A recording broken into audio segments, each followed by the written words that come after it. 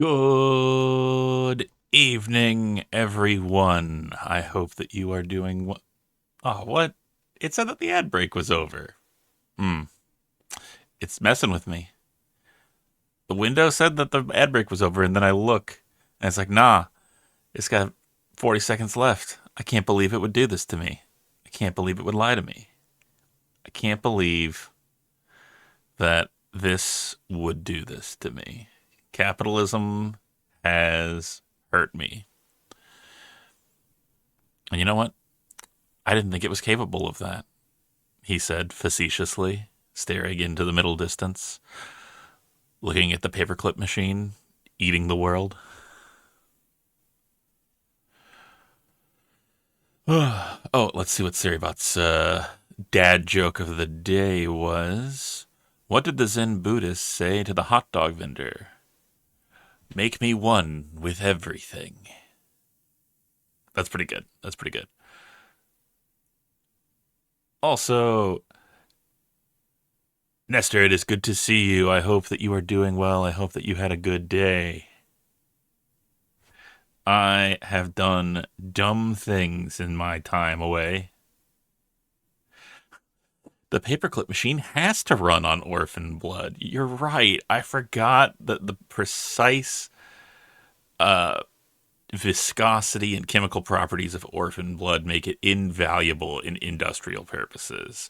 Plus, with a taste that can't be beat. Uh, what's really sad is that's actually like how whale oil is. Like, I know people think that, like, oh, whale oil, that's like a ye antiquated thing, right? Like, there are still industrial applications to which whale oil is, like, kind of vital and is weird. They can't redesign it because Mumble Mutter's smudged section of the book. Also, please let me know about my volume. I went back and I listened to the VOD and I felt like I was a little quiet in some parts, so I tweaked my levels, but I'm always paranoid about like my what I hear and what other people hear because it feels like there's a gap between those things a lot of the time. But I digress. I have been struggling this week, to be quite honest. It has been something, let me tell you. I've been dealing with insomnia to where like I will be tired around like the 10 o'clock time frame. I will lay down and my body will not shut down. And then I'll be like, I'll lay and I'll toss and I'll turn and I'll be like, well, I might as well, I guess, do something. So I'll like, I'll empty a dishwasher, I'll start writing something, I'll watch something, and then like, I'm like, honestly, at this point, I should just stay awake because I got a whole day tomorrow, and uh, I, I got that sleep inertia. Once I start, I don't stop, and once I stop, I don't want to start. Uh, but then 5:30 will roll around, and my body will be like, now is the time. This is what you've prepared for your entire life. Get ready to feel so fucking tired. And I'll like lay down on the couch and I'll just be like, no, not like this. Anything like this. Anything but this, please. I have a family. I have a family. And then I will pass out and I'll wake up to my alarm telling me it's time to get my kid ready in like 2 hours. So that's been my week. It has thankfully off the record. None of this can be used, and if you're a cop, you have to tell me. Um, I work from home, and I have some flexible hours, shall we say? So there are points during the day that I do find the opportunity to absolutely crash and get a couch nap, which I don't think solves anything. I think if anything, it dysregulates my sleep more. But uh, I'm a big tired boy, so shut up. Uh, but I gotta share something with you. I gotta share a dumb thing that I spent last night working on. So what I'm gonna do, I'm gonna turn off the music.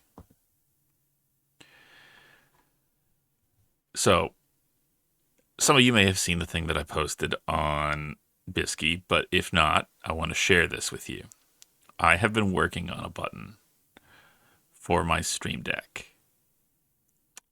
Some of you know that I have a past, I have a history with the genre of film noir, having created a cosmic horror noir podcast called Blake Sky Private Eye. Um, Noir, I don't know. It's a cool thing and it means something to me. So I made something that goes a little like this.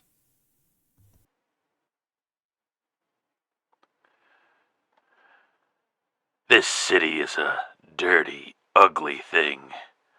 A monster born of a violent past, clawing its way into a doomed future. The streets are its veins, pumping its diseased lifeblood. And at the withered heart of it all, tucked into a dilapidated slum, there's an office. And the door reads, Blake Sky, Private Eye.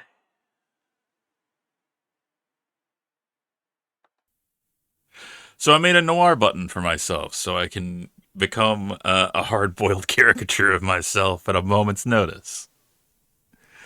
I will probably use a modified version of that without the backup uh, accompaniment for the Void Sea Story Hour when I get it going. It's very silly, and it's not technically impressive. Like, I look at people that do like cool model rigging and art and stuff like that, and it's way more impressive than this. But for the skill set that I have, I feel proud of this. What I did was I took some filters, I put like a standard black and white filter over it, but I'm like, it's too smooth. It's too clean. I don't like it.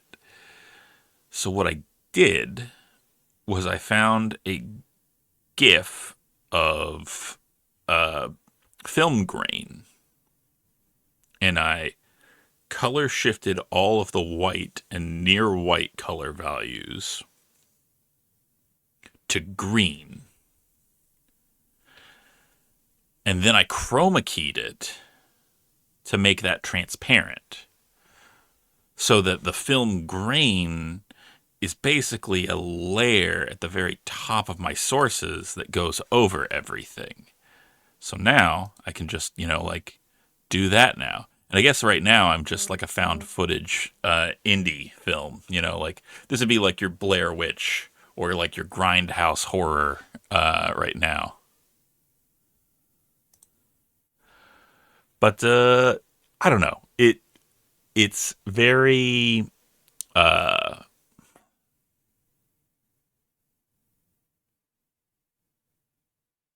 it's not technically savvy in any way, shape, or form, but I think that it's cool, and I think that the effect that it produces is cool. And then the sound effects are just a soundboard cued to the button, and then the I just put a equalizer that cuts out the high end and low end frequencies and leaves that tinny middle section. I was hoping to do some similar movie magic with VHS tape rip, because extant VCR filters bother me. Yeah, I was looking at that and I thought a view. There was one that I thought of using that is very. Let me. I don't know if I actually kept anything, and I'm hesitant to mess with my sources because I don't want to break anything while I'm like actively doing stuff. But let me see what I've got here because there's the hard boiled filter that I put on, and then there's retro effects, and they've got like this one for the VHS, which is like okay, but I don't know. It doesn't really it doesn't really sell it to me, you know. And then they've got like Scanline one, which doesn't really have a whole lot with this color digital glitching. The goofiest one, the silliest one that I think is this one, which I do think is funny because you can actually kind of make stuff out eventually. But uh, I thought that this one was pretty cool though. A huge part of what made VHS actually look like VHS was the downsampling from the NTSC signal and converting back again. Scrambled the VHS noise needs to go through. God, all y'all know way more than I do. Also, I got carried away. I don't want to overlook it. Resco, thank you for the follow. I really appreciate that.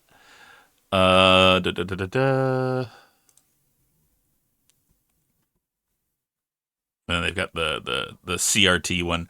I do like this one, and I think I want to try and do something with this. No, there's no reason to apologize. I think that it's incredibly cool. There's the dither. Oh, that one's kind of rough with all these colors. So we are gonna turn that off now before I ruin anybody's eyes looking at me messing with my stream midstream. Uh, but I digress. Let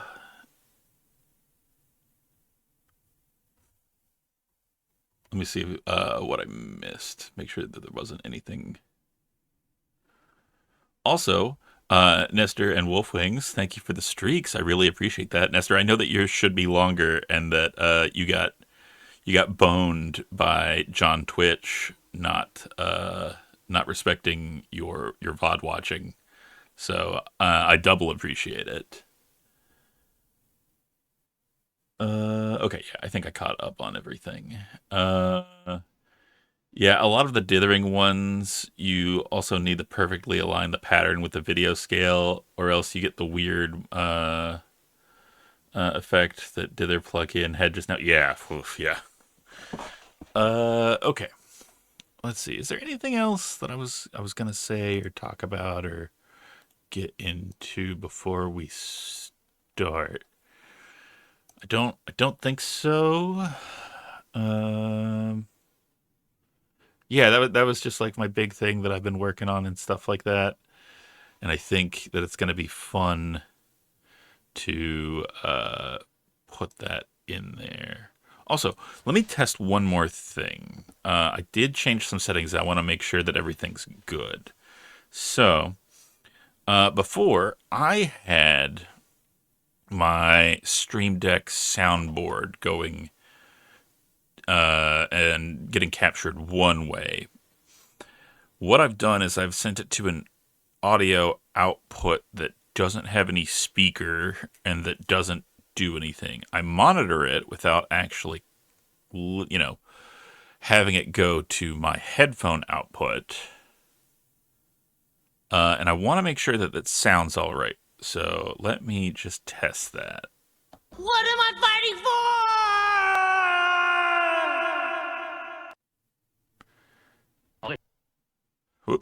Oh, listen, one more thing. It'll just take a second.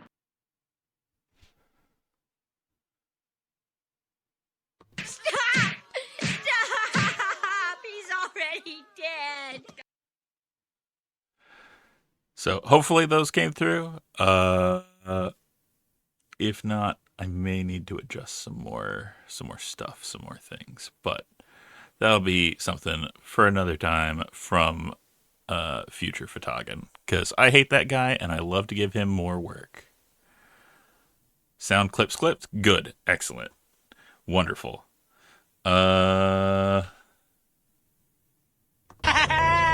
Nothing bad ever happens to the Kennedys. What? I love the clip on that. I love when it cuts off in the scream. Clone High's good, and I'm sad they never made a sequel to it. But maybe it's for the best that they didn't. Nah, the sequel wasn't bad, and I don't want to sound like one of those chuds that's like, oh no, they made Clone High woke. I just feel like that they were afraid to let the characters be dumb and wrong all the time as much. And like, I don't know. There's just like a magic that I think is hard to capture. Uh and I don't think any of the new characters really ever got to that point where like they had the same uh level of like care and craft as the original cast. But, c'est la vie. Okay, let's get into the game. Let me load this up. For anybody that wasn't here last time, we're going to be playing Galaxy Princess Zorana, which is a game where you are a space princess, your dad vanishes without a trace, presumed dead, and you have to take over his empire. The core mechanics of it are that you have moods and skills. Your moods affect how good you are at leveling certain skills at any point in time, and your skills are raised by classes that you take. Those skills are then used to make checks, either actively or passively. And then, after all that is said and done, you try not to get murdered before you become queen of the galaxy. So, with that said, let's dive into it. Load. Yeah, so we just went to go talk to Space Pope. Space Pope said that we kind of suck, and that if we want to prove ourselves, we need to enter into a murder sport competition.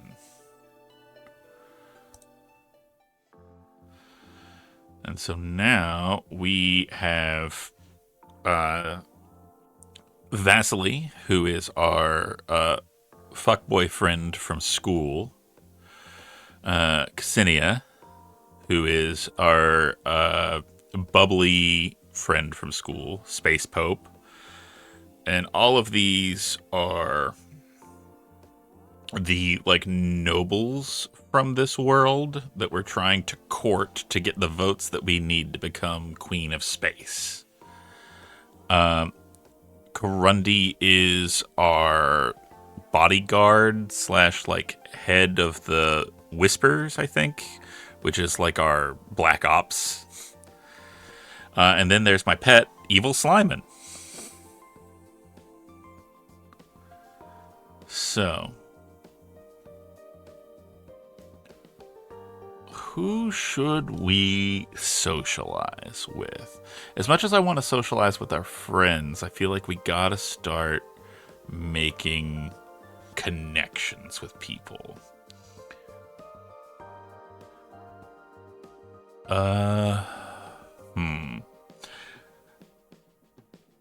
Vater looks interesting as like the only one of the cat people race. I don't remember what they're called because there's like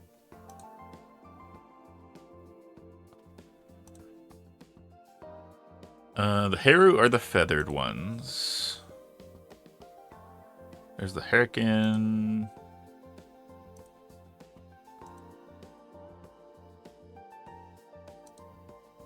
Oh, yeah, the Mao. Of course they're the Mao. Meow.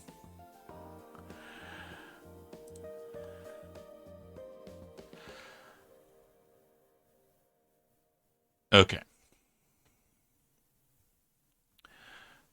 Oh, I should also remember to update my category. Because I never do.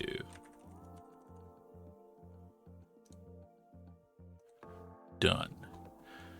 You know, another thing that I never do and always forget is to remind people that if they want, they can join the Discord that I've set up where I'm going to start putting out go live notifications there as well, so you don't have to worry about missing it because Twitch is Twitch, and I know, Bisky's busy as well. And, if we get enough people there, I'd love to actually do some stuff and hang out and have fun and do cool things. But I also know that everybody has 8 million servers that they're on Blue Sky, so do not feel pressured to. I totally understand. All right, let's go with. I kind of like the scrungly little weird kid that like doesn't know what the hell is going on, but he's not gonna have much power. So, I don't know. Oh yeah, no worries, no worries. If I ever resub to Nitro, I'll be there. Yeah, here's hoping that Discord pulls their head out of their ass and stops trying to take more information than they need, which would only create a security risk and potentially jeopardize the sensitive information of every single person who comes here, But what do I know? I just have a degree in computer engineering, so I definitely didn't take any classes on cybersecurity or anything like that.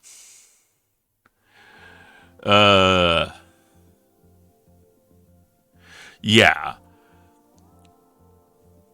They did say that. I am hesitant to applaud them because that feels more like a we hope you'll forget by that point. And I just don't. Nice. Comp Sci Haver with 2 classes on computer forensics. Yeah. And it's just, that's just good doctrine is don't take more than you need. Because anytime that you collect data, you jeopardize data. You create a repository which makes it easier to take data. I don't know. Anyway, that's I could rant and rave, but you know what? I'm curious. Let's go for our little goober here.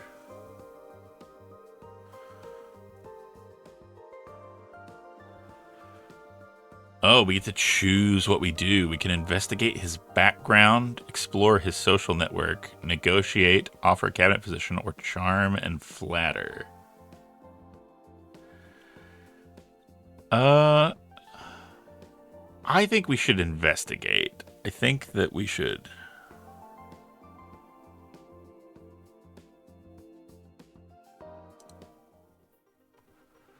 You dig into the background of Krovos, Elector of Ondrau.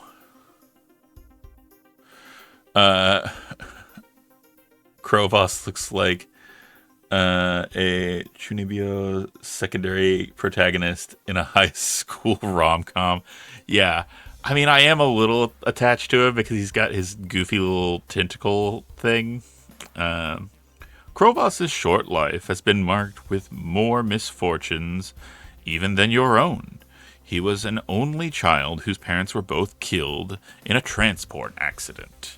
Krovos, still very young, was confirmed as the future elector and his guardianship assigned to a minor noblewoman as regent.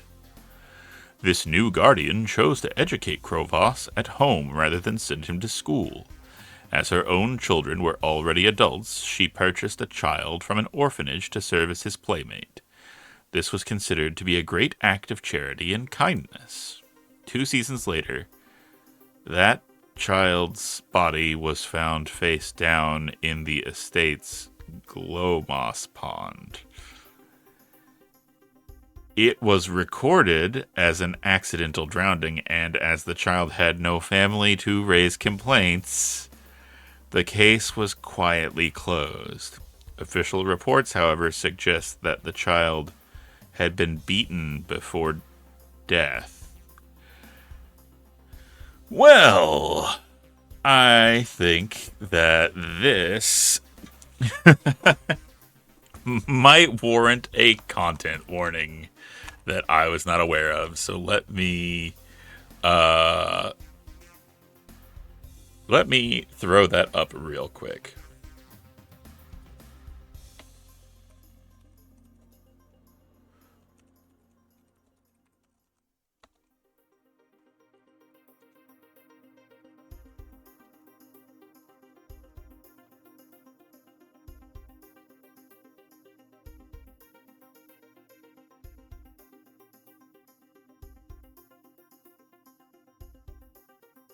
Okay.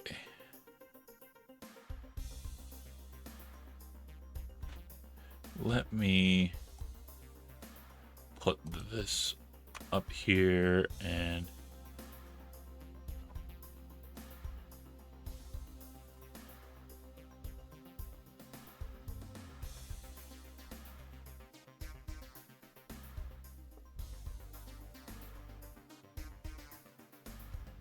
yeah. Sorry for not having a warning sooner. I was not aware that this was in here. I mean, I know that there is death and murder because it's a game of political intrigue, but this feels a little close to abuse, which I feel is a little bit more sensitive a topic. So I apologize. And if anybody is not comfortable with that, I totally understand.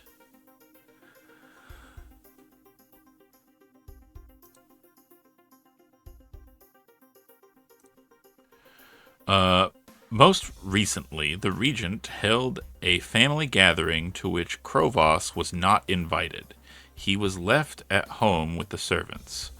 At the gathering, a meal was served with poisonous mushrooms mixed into a salad, killing all but the regent's eldest daughter, who hated salad and didn't eat any.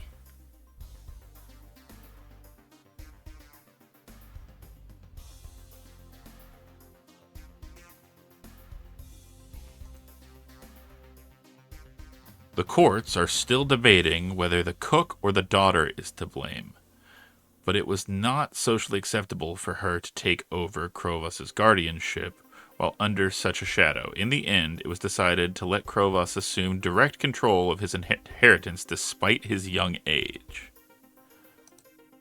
Some believe Krovos to be cursed or perhaps blessed by the touch of death himself.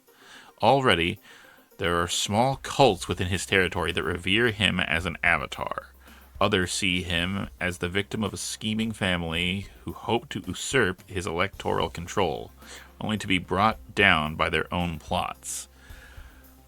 I'm getting the strong feeling that he is a serial killer based on this, because it seems like he possibly messed with the with the transport that killed his parents, that he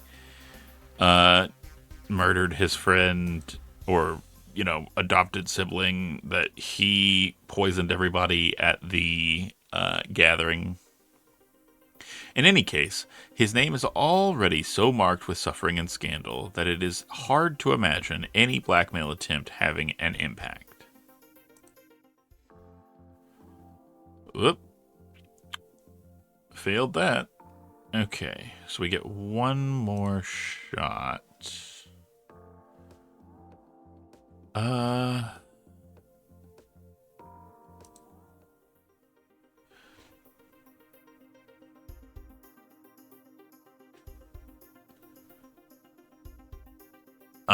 Security classes wound up being startlingly useful for retrieving stuff from struggling drives and archive purposes.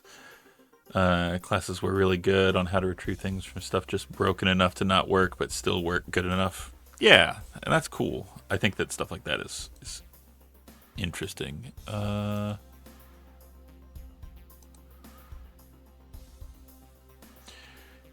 Investigating the relationship of Krovos, Elector of Ondrau. Krovos is allied with Chapadok, Heru II. Ixil, Stoyan, Radamil, Eve are enemies of Krovos. Well, Ixil was kind of a huge bitch to us when we landed. Okay, so we are determined we can be bold or we can be secretive. Let's see what each one upgrades. Mood. So bold would give us benefits in combat, which would be good for the death sport that we're trying to win. So I say we go for that.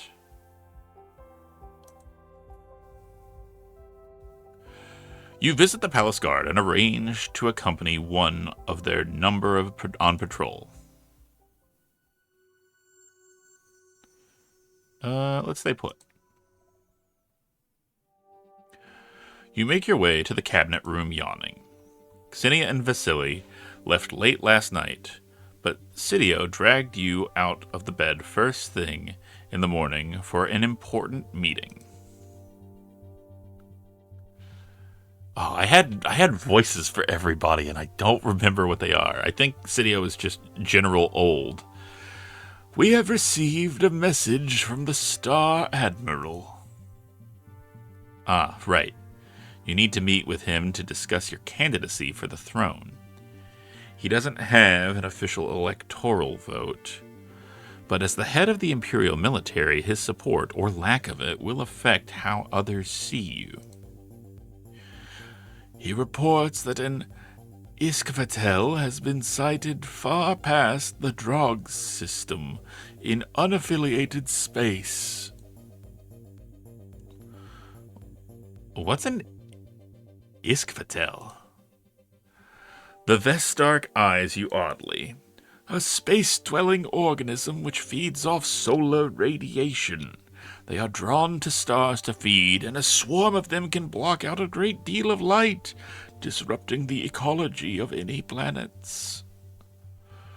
Which nearly wiped out the entire Novan civilization. Oh. Just because you're half Novan doesn't mean you've researched Novan history. The creature is not currently on a direct course for Imperial space, but their movement patterns are unpredictable. It could approach a drug. Get out of here. Get out of here, stupid bot. Nobody likes your style. It's a single Iskvatel, and the drug system has no planets to threaten. The danger is not high. Admiral Yakao awaits your instructions. What do you tell the Star Admiral and his flagship to do? We'll take up position in Drog sector. We need to monitor the situation. Tell the Admiral to take up position in the Drog sector and keep watch. Very well.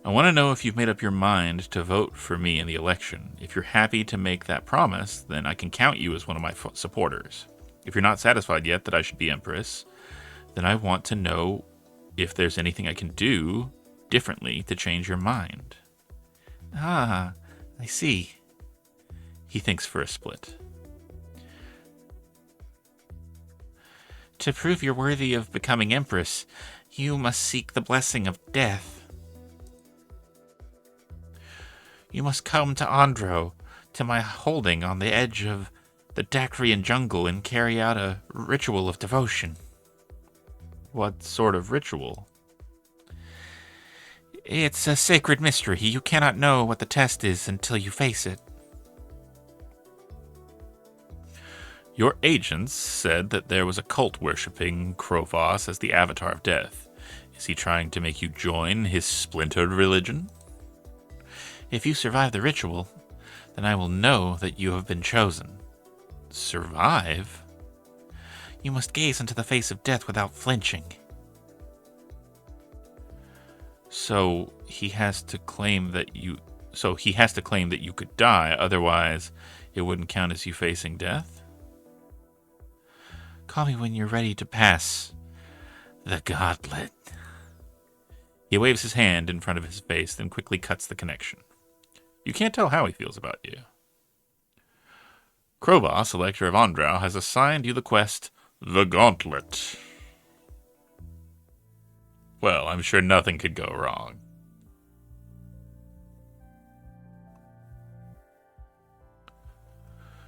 Let's see what Daredevil gets us. Honestly, we need more empathy. But none of the things we have are good for that.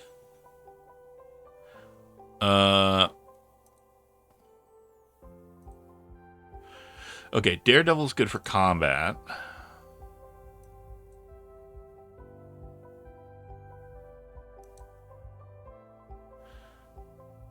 I think we should go Daredevil. Explore the station. Any sufficiently large building develops disused areas, mysterious back rooms, and long-lost storage. You never know what you might stumble into.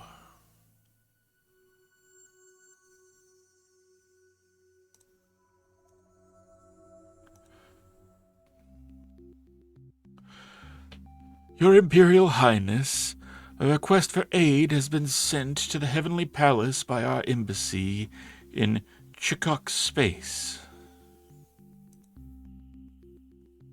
The Chikok are big and blue and have horns. That's about all you know about them.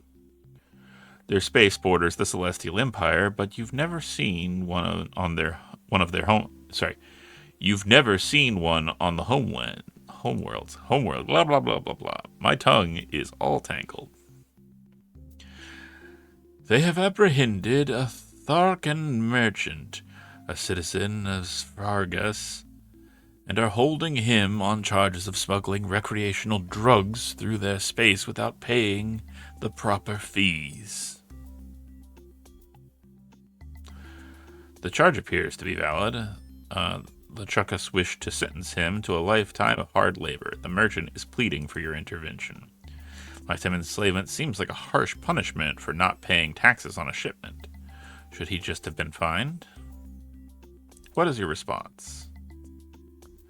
You're obviously nowhere near the situation. What can you actually do about it?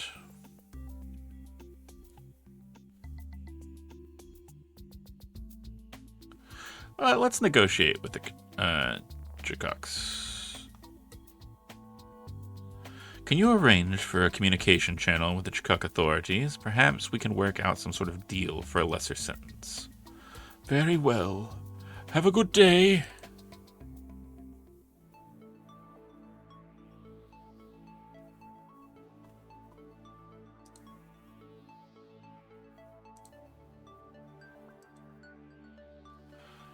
Okay, so we got combat and environmental.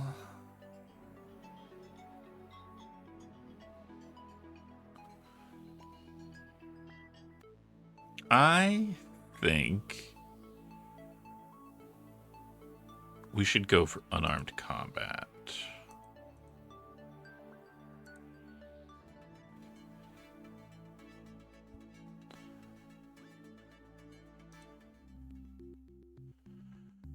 Your Imperial Highness, I have an update on the Chakuk situation.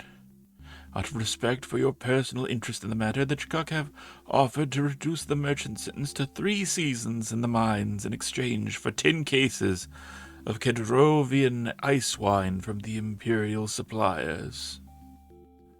That's a very fancy wine, but it's not legally restricted to the palace use only. Anyone could buy it if they could afford it. So they're asking for a bribe. Does the price of wine compare to the price of a season's labor? You have no idea.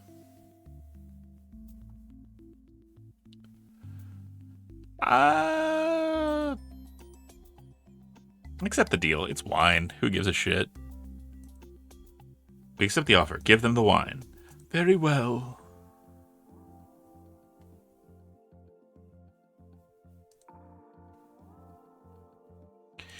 I want to see how badly this goes. So how about we...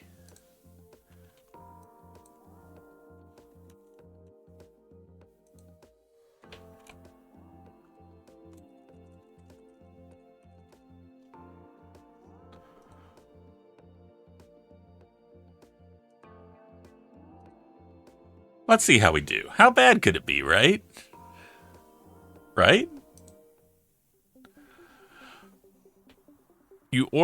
In order to win his approval for the election, Krovos wished you to meet him on the edge of Dactrian space in the dead of night to carry out an unknown ritual and come in contact with death. Quick Flint! Hello, here is your one-of-a-kind, special, bespoke, unique, non-replicatable, gold-plated latinum. Hello. You know what? We're going to take a quick hop back here so that I can properly do this.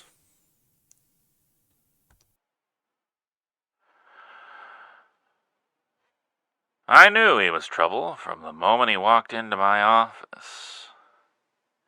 He had legs for days, 4 of them. But I couldn't say no. I couldn't say no to Click Flint, no matter how hard I tried.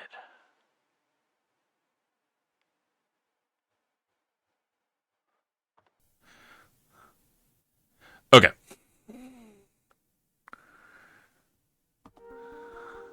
Back to the game.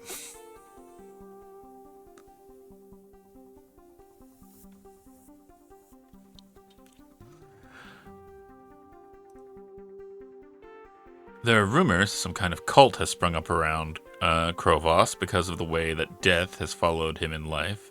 This ritual might be an initiation practice that all the cultists go through. They might even be present. What will it do to your reputation if someone finds out that the Imperial Princess took part in such a scandalous practice? Are you sure you want to do this? Yeah, let's do it. You might as well find out what he wants. After receiving directions, you take a flyer down to the surface of Ondrau, landing at the cleared pad on Krovos's property.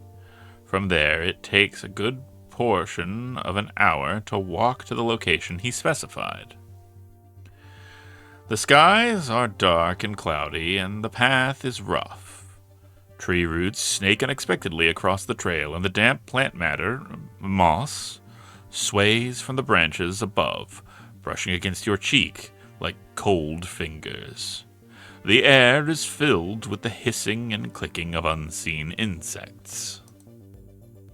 At last you find it, not the crumbling ruin of ancient stone that you might have imagined, but an intact chapel, or possibly a tomb. Solid walls, crisscrossed glass windows, and an arched doorway through which you see the glimmer of candles and Krovos. Are you ready to face death? What do I have to do? He beckons you into the chapel. There are 2 items on the stone table. A glass pitcher filled with gray slices floating in liquid, and a black leather gauntlet. Perhaps it's only the flickering candlelight, but the fingers of the gauntlet appear to twitch on their own accord. You must infuse your brain to reach a state where death can speak freely to you. There are 2 paths. One is more painful than the other. He points to the glove. Put your hand inside, and the Hyop ants will sting you with their venom. If you can withstand the pain for 7 splits, you will be enlightened. If you break and pull your hand, you fail. So this is a lot like a ritual that I heard about involving the bullet ant, which is an actual real thing. The bullet ant, they would weave a wicker glove that you would put your hand into, and the bullet ants would bite you. I believe it was a rite of, like, passage into, like, adulthood.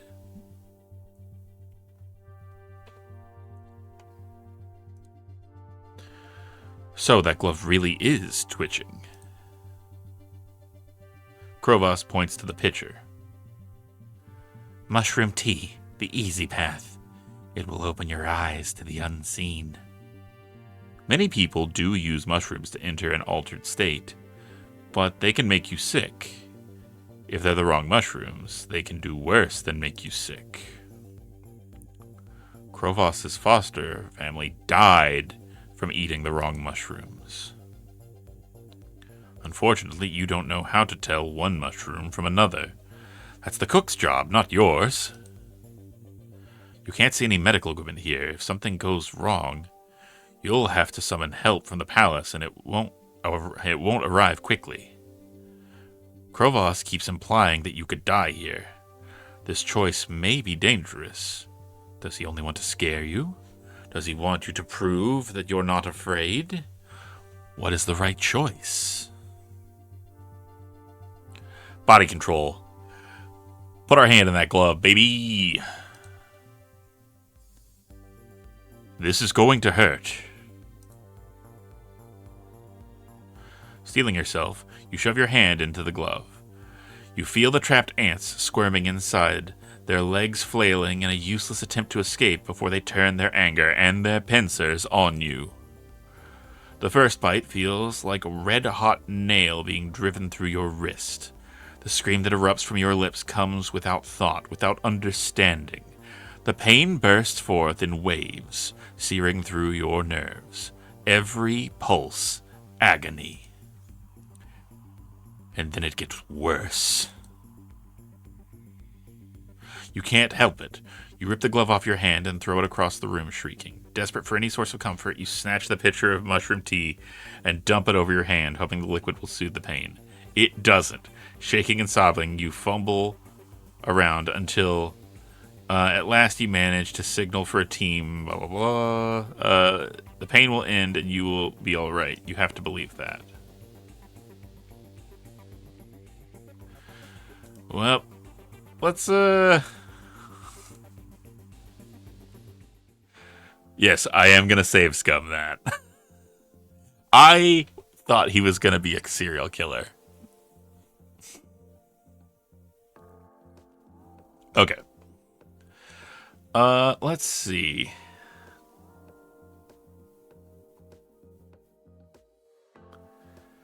How about we get some more info on Milan?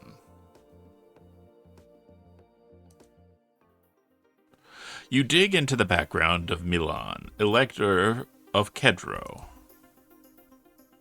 Milan was a golden child with a secure family fortune. He was a good but not exceptional student, with much of his attention at the Scholarium devoted to music and athletics. He performed in an operatic ensemble and competed at a planetary level in glide jousting. Fortune's blade soon cut the other direction. Milan was critically injured in a sporting accident and spent several seasons in medical rehabilitation before he could walk again. While he was out of action, the family fortunes suffered a severe setback, with vast sums lost on a failed investment. Milan's father suffered a nervous breakdown and retreated to permanent seclusion. Milan's mother cut him off from the family funds as soon as his health was secure, claiming there was simply too little left to go around. It was at that point that Milan's drinking problem began. Milan married a rich elderly widow and began campaigning for his own advancement. He was not a hereditary elector, but won the popular support when the seat became vacant. From shattered dreams, he has rebuilt himself into personal success, but he rarely seems happy about it, especially when he's drunk. Milan has no children, but his wife has a daughter from her previous marriage, Etterly, who is very near Milan's age. She's also married, but spends a great deal of her time alone with Milan in secret. They may be carrying out a scandalous affair. Milan's wife died just this season, which is why she did not attend the reception. Was it natural causes? It's certainly convenient for Milan and Etterly to have her out of the way. This also means that Milan is once again available for marital alliances. Proposal option unlocked. Blackmail option unlocked. Okay. We've got ads coming up, and I don't want to lose anybody, so I'm going to run those a little early, and I'm going to get myself a little drink. You should do the same. Avoid being advertised. Capitalism is bad. Seize the means of production, and I will see you in 3 minutes. Take it easy.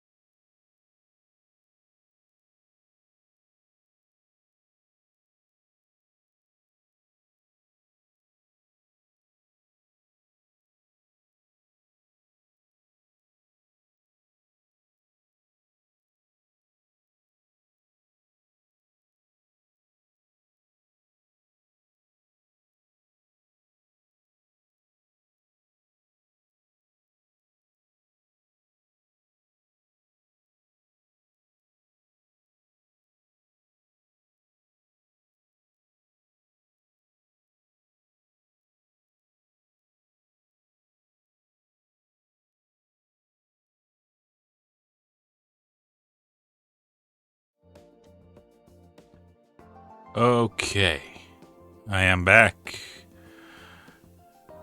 Hopefully everybody's good. Everybody's cool. Anybody get any exceptionally egregious advertisements? Hopefully not. For anybody that is joining us after the break, we are playing Galaxy Princess Zorana, and the whole shebang basically is Dad is missing, presumed dead. We are next in line to lead the Empire.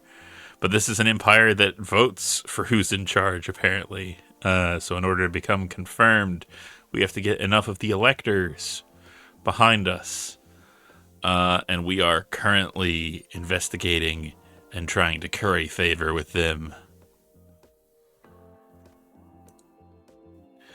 And right now, we are going to talk to Milan, who was a bit of a playboy, a little bit of a, artiste and athlete who had a bad turn of luck, and because of that, was injured and cut off from his family as their financial station turned. He married an older woman. She has recently died. And it's possible that he was and maybe is having an illicit relationship with his married stepsister? Stepdaughter? I don't know. Stepdaughter.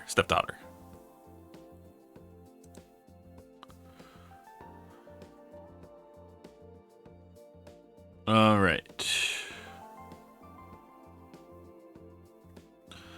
Let's explore his social network. Investigating the relationships of Milan, Elector of Kedfro. Milan is allied with Tulutust, Amau, Oberod, Thrakas, Radomil, Lorcas, Sinipart, Grojdana, and Barneca are enemies of Milan. Okay.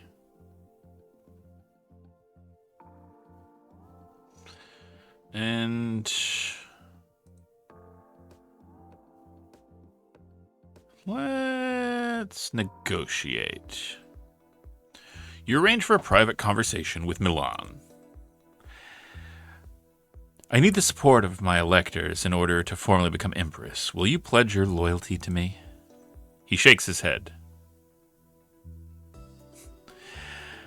Your father was the wickedest bastard ever born. He kissed death and shat lightning. He'd eat a newborn's heart, raw, to savor the taste. He's definitely had a few drinks.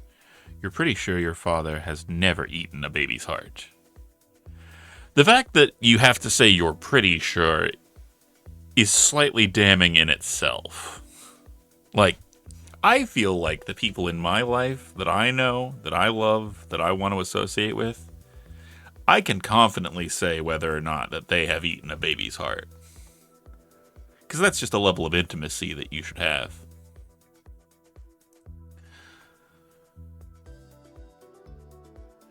You want my vote? You have to earn it. You have to challenge me. A duel? Pussyfooting around poking for points. A real challenge, a man's challenge. You are obviously not a man. What's his point? Strength to strength. Best me at my strengths. Surprise me. Show me you're worthy of your father's throne. All right, what strengths do you want to compete in? He holds up a fist, peeling up fingers, one at a time. wrestling, fishing, singing, drinking. Somehow, by the last item, he has all 5 fingers raised, even though there was only 4 options. He punctuates the last by swigging from an entire nearby bottle. Talk to me when you are ready to fight. He closes the connection. You can't tell how he feels about you. All right, we got a manly challenge. I think we go back to bold.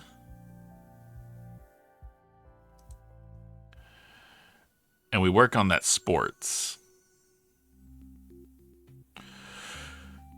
Good morning, Your Imperial Highness. We must now discuss the matter of the Jubilee holiday. The celebration of my father's birth star rising. As we officially have no emperor at the moment, it would not be unreasonable to postpone the Jubilee until after a successful election. We could maintain the current schedule and celebrate in honor of Emperor Dragosin on turn 28. Or, using your position as the Emperor's daughter, you could move the Jubilee to match your own birth star on turn 15. That could help cement my position as the next ruler in the eyes of the Empire. Or it could appear presumptuous. I passed an etiquette check. I understand etiquette. What are your commands? Let's keep Father's Jubilee. Let's keep things stable. The Jubilee should celebrate my father's birth star. I will make a note of it. Sport. Oh no. Wrestling is its own sport. God damn.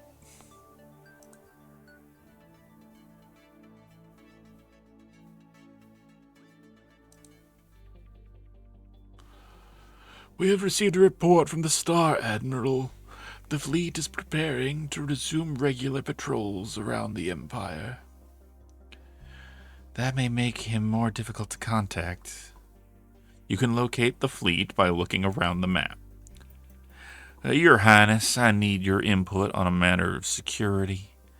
A largely unimportant matter, but one that you might wish to exercise discretion while handling. A visitor to the palace, a hurricane laborer, became publicly intoxicated and made a nuisance of himself. Among other things, he loudly shouted that Dragosine had been murdered by your hand. What? Obviously drunk nonsense, but as it concerns your reputation, you may wish to take a personal hand in the matter. We have him in custody awaiting your decision. Obviously, you did not murder your father. Is it possible that someone did? Does this Hurricane know anything? Is there truth in the wine? Or is it just drunken ramblings? Hey, how's it going? We are currently playing Galaxy Princess Zorana. I am a beautiful space princess, and I am in the process of trying to ascend to the throne and not get murdered.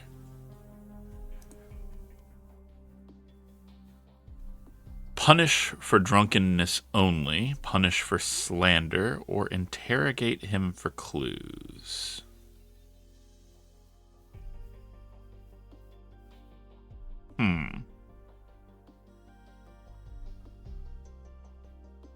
Let's see. Nice. I wish that I was, but I gotta be up early tomorrow, so I cannot imbibe. I just got water with little squeezy juice in it. Okay, so I'm unsure, because I feel like all of these could go wrong. I feel like punishing for drunkenness only could read as, like, I want to punish you, but, like, I don't, you're not technically lying.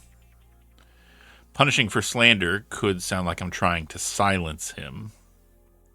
Interrogate for clues could make it sound like I'm trying to make him vanish. I think punish him for drunkenness only. People say foolish things when they've had too much to drink. Treating it like a serious matter would only look more suspicious.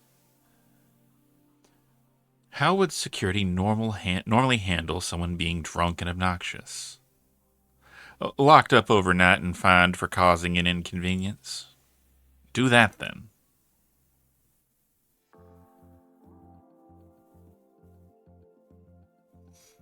All right. Who should we talk to next? We've got a couple more electors that we haven't really talked to. Our pet Evil Sliman? Yeah, let's see what Evil Sliman's got going on.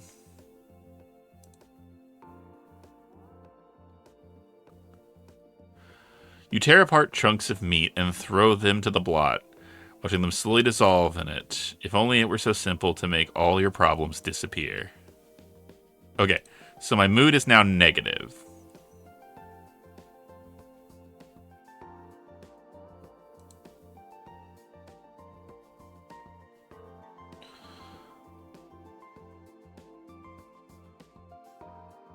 Let's talk to either Zolot or Lukamir. What are we feeling? Zolot or Lukamir?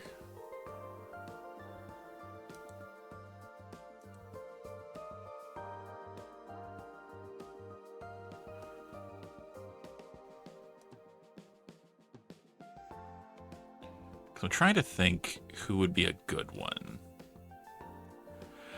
I mean, Zolot is pretty.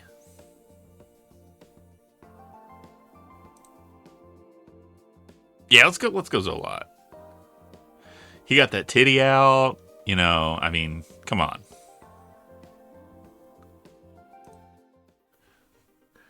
You dig into the background of Zolot, Elector of Kedro. Zolot's father never married. Zolot was the only child of his favorite concubine, a winged beauty of unknown family. Zolot was a pampered child raised to use his looks for his advancement, and as an adolescent married a much older man who is now deceased. Zolot's inheritance and control of the electoral seat has been challenged by his elder half-sister Sertra in a bitter rivalry since childhood. In the past Fivim, Zolot has been engaged in a scandalous romance with one of Sertra's concubines. He has repeatedly offered to buy the boy's contract, and been denied. Recently, Zolot proposed marriage to Kvetka, a woman from a respectable Mirkan family. She accepted, and a lavish ceremony is being planned. However, his intended bride is actually Sertra's lover, whom Zolot has lured away as part of a scheme against his half-sister. Zolot's plans are unclear, but the odds are high that the wedding, if it actually happens, will lead to some dramatic confrontation between the rival siblings.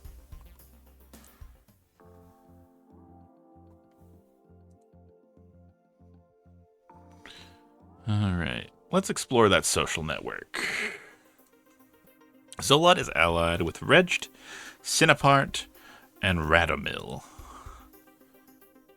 Eriloti, Miril, Oletko, Stoyan, and Jade are enemies. Okay. Secretive and cautious. Which ones go with what? Can't imagine either of those will be good for that. They are not.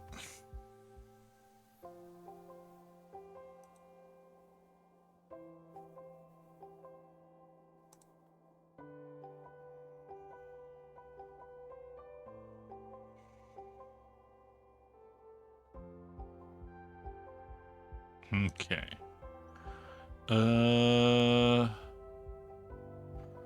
So for negative, I do enjoy that having a negative mood.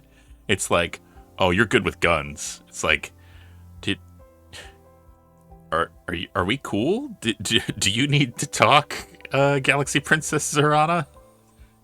This seems a little dark. Okay.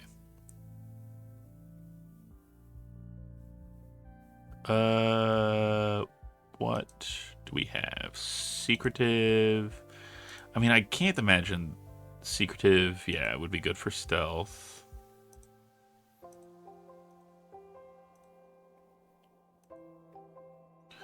Secretive is also good for spaceships. Body control. Okay, we're going secretive then.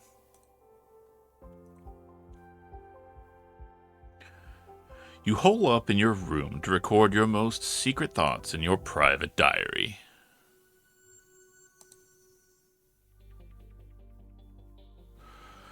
Princess, have you seen the latest news across the star feeds? I just got up. This concerns your father. The Vestarch beckons you closer to look at a feed display. The sound has been muted, but on the screen you can see an unfamiliar Mirkan woman cradling an infant. The text scrolling across the bottom reads, Emperor Dragocene's secret heir. This woman claims to have conceived the Emperor's son and requests the palace aid in claiming his birthright. Who is she? Is she one of Father's concubines? You don't recognize her, but you can't say that you remember every face in your father's harem. That was not an area of your life that you paid much attention to. No, an unmarried woman of common family and middling income. She apparently came into contact with the Emperor during one of his visits to Andral. The child's genetics have not been verified yet. Even if her story is true, if she's not a wife or a concubine, and the child was never officially acknowledged, and it wasn't, your father's will was quite clear that he had no sons now. Such a baby has no birthright to claim. Under imperial law, family is a matter of contract and obligation, not genes. Many children are not genetically related to one or even both of their parents. Children can be conceived artificially. Genes can be edited before birth. If someone finds an unscrupulous doctor, genes can even be stolen. Creating a child of someone's genes without their permission is illegal. But it does happen, especially with celebrities or other prominent figures. Your father was certainly prominent. This story is nothing but tabloid gossip. No one in the Empire would seriously imagine that this baby was heir to anything. But if it is in some way your father's child, what are you going to do about it? Oh God, I'm too dumb to do anything. It's nothing but sensational scandals chasing bad journalism. The baby doesn't matter. There might not even be a baby. How do we even know it's not a doll she's holding? Ignore the whole thing. Very well. If that's resolved, then I have an update on the drunk Harrican who slandered your name. He has not repeated the offense since his release. It's not clear if he even remembers it. No sign of any new rumors in circulation. That's dealt with. You have studying to do. Alright, get that body control.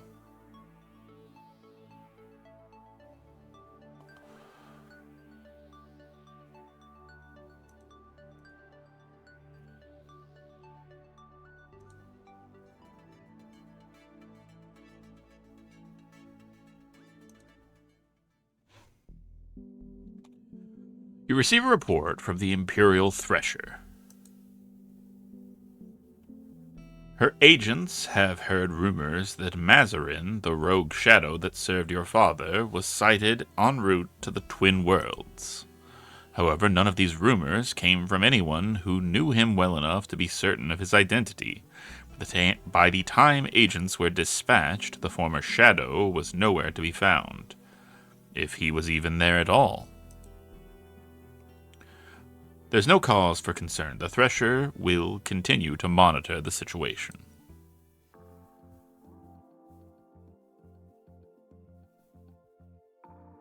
Okay. Let's negotiate, shall we? You attempt to arrange for a private dialogue with Zolot, but he doesn't answer your call. What a dick!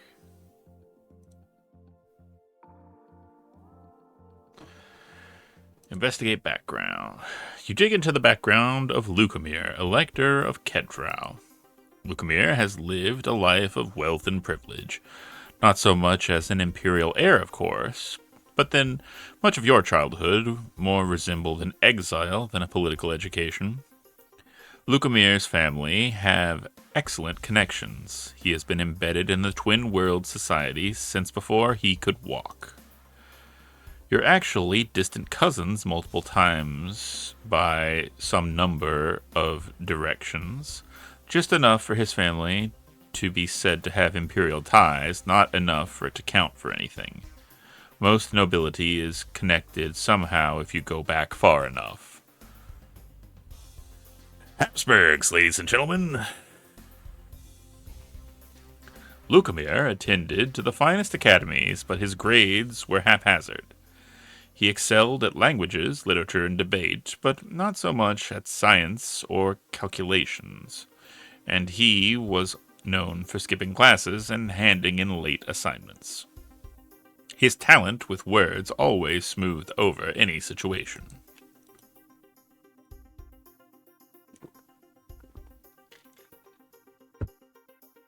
At Scholarium, he was known to be part of an exclusive secret society known as the Brotherhood of Bones. Hey, Morgan, thank you so much. I really appreciate it. I really appreciate that. You're photographed and we're listening. I like that. That's very fun. I really appreciate that. Thank you so much. I think that is actually the first bits that I've ever received, so that's cool. A prestigious honor.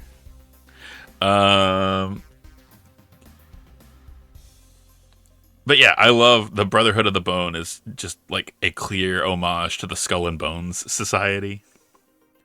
Their practices remain largely hidden from non-members, but they were reported for both wild parties and heretical experimentation.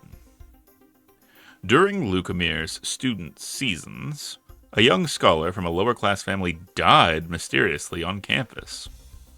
It was rumored that he had perished while attempting to carry out a sequence of dangerous tasks in order to win admittance to the Brotherhood, but they denied having any such entry rituals. As an adult, Lucamere is now respectably married. He and his wife are patrons of many worthy causes, and he is a motivational speaker for schools and businesses. They have no children so far. Lucamere is known to be a flirt and an admirer of many, but has never been caught in any scandalous affairs.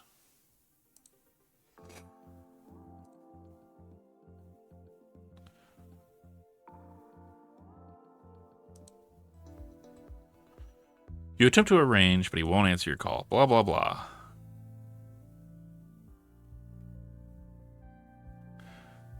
Aw, thank you. I appreciate that.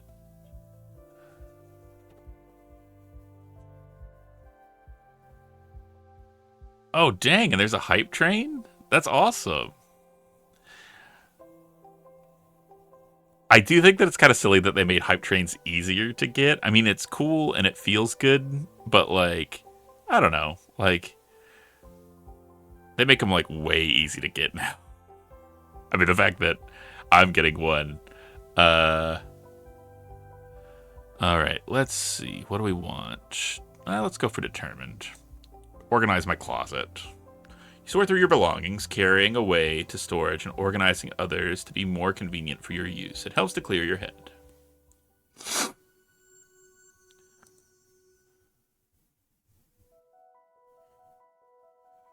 When you wake, you find a message awaiting from the Vestarg flagged important, not urgent, or someone would have probably insisted on getting you out of bed at once. You read through the message and immediately feel your pulse rate increase. A major Starfeed producer has requested access to do an interview with you for a biographical special.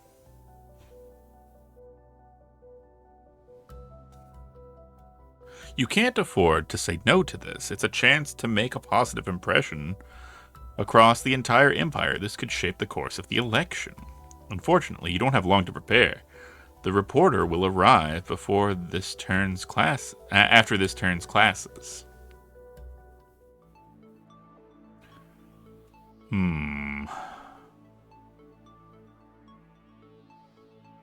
Unfortunate.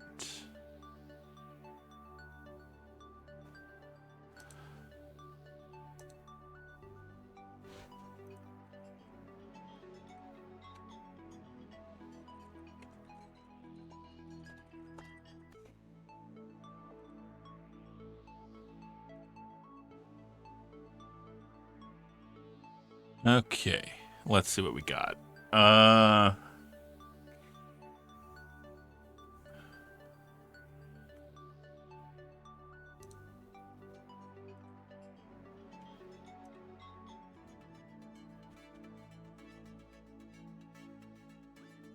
Pressure points is now 50. You cannot pass beyond 50 until your other body control skills are 25 or higher.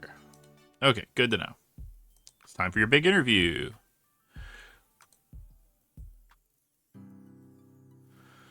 Oh god, none of these are good. I'm an idiot.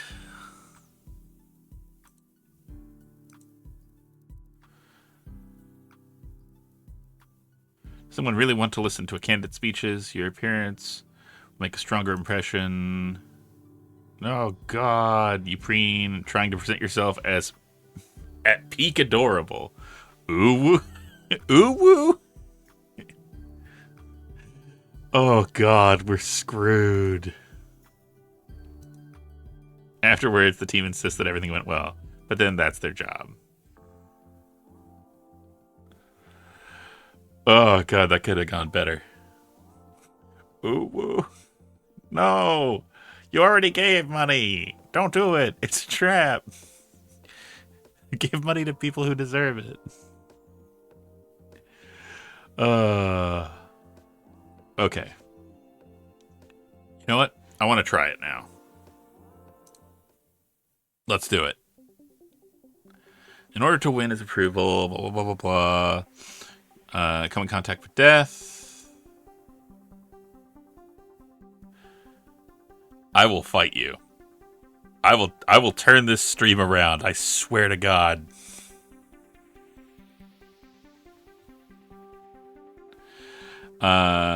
Yep, the rumors of a cult. Ritual might be an initiation.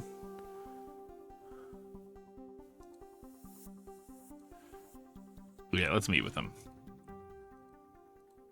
Yep, so we go, we find him. Are you ready to face death? What do I have to do? There's the pitcher, or there's the glove full of killer ants.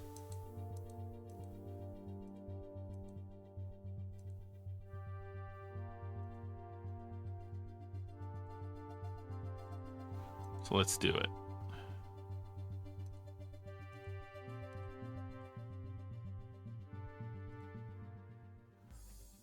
Alright, this is gonna hurt. Hooray! Knowing that, you quickly jab a few points on your arm to cut off sensation. It won't stop the venom from affecting you, but it will keep you from feeling the pain. It's a little tricky because your hand, getting your hand on the glove with your fingers half numb, but you manage it. Almost immediately, the ants inside begin to sting you. Corvus eyes you with curiosity, eyes you curiously, and you force a tense smile onto your face. Yes, I feel it. I can handle it. In a strange way, you can feel the venom flooding into your system, or rather, Whoop, whoop. You can feel your body reacting to it, trying to fight off the foreign substance in ways that you never noticed while blinded by pain. There's a scratching sensation inside you, tapping and scraping through your veins. It's almost like having insects under your skin, wriggling and clawing and fighting their way out. You are briefly tempted to pull your arm out just to check that no ants have managed to burrow into your flesh, but Krovos would probably count that as your courage breaking. Splits pass. The tension is building uncomfortably in your neck and shoulders. From your hand, you can no longer feel anything at all. You shiver. Are you cold? No, it's your body reacting to the poison. You can't feel what's happening, but every now and then it makes you twitch. Now, you are ready to meet death. You pull the glove loose. Inside, your fingers are purple and swollen. You try to move them, but nothing happens. You really hope this isn't permanent. Somewhat disoriented, you allow Krovos to guide you around the stone table to the darkness at the back of the chapel. Krovos bends forward to take hold of a large metal ring and pull open a trapdoor. The altar is down here. This building doesn't look large enough to have a whole temple beneath it, but who knows how it was designed. You step cautiously forward, expecting a staircase leading down. But it's just a hole. You drop straight down a couple of cubits, landing hard on your feet and smashing your face against the dirt wall. Duck your head. Is there a tunnel here that you have to crawl through? Confused, you bend over slightly and he closes the trap door overhead. Hey! You bang and shove on the trapdoor as best you can, though you're in no condition at the moment to use your full strength. Let me out! Krovos doesn't answer. It's not that he can't hear you. Of course he can. He can hear you. He's chanting to himself, calling out words you cannot understand. Words that burble and rasp and pop and mean absolutely nothing to you. There's not a speck of light down in the hole. The darkness should be impenetrable, but in the state you're in, your vision is already giving away to false colors. Your mind tries to fill in outlines of rooms and places you've been before, even though your hand feels nothing but mud. I command you to release me. The chanting fades away. You wait, hoping that the trap door will open, but nothing. Is he just leaving you here? You're trapped in a tiny hole in the dark with dirt pressing all around you. You could die here, and no one will find you. You're already buried. Is this how you meet death? Staying calm, you have to stay calm. You have to stay calm. Breathe slowly. Don't panic. Right now, you're only in danger from yourself. He's just a little boy. He's not that patient. If you wait, he'll come back to check on you.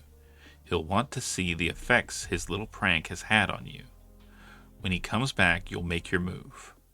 You wrap yourself into a little ball, squeezing your eyes shut. The blackness feels less intrusive if you're deliberately choosing not to look. Slowly, deep breaths. You don't know how long you'll be down here. You need to be as comfortable as possible while staying awake. It's funny. Life as a princess has never given you much experience with patience or boredom. Even when you weren't the heir, you were always busy. You've certainly heard of meditation, but you could never imagine actually practicing it. There were always far more important or exciting things to do. Well, you're a smart girl with a knack for picking up skills, aren't you? Maybe now is the time to practice. You have no idea how much time passes while you are lost inside your thoughts. At some point, you hear a creaking noise, and you don't react immediately. It doesn't yet seem important. But then you hear Krovos's voice, choked and stammering. You are chosen. You open your eyes for the first time. Clearly, you can clearly see the rough dirt walls of the hole you have been placed inside. You can see them clearly because your entire body is radiating light. This seems like it should mean something very important. But between fear and pain and poison and trance, you can't really put your thoughts together. You have met death and been blessed.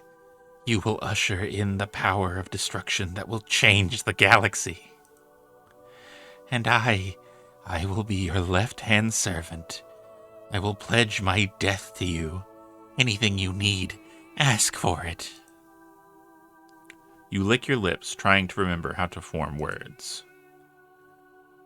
I want to go home. I will help you.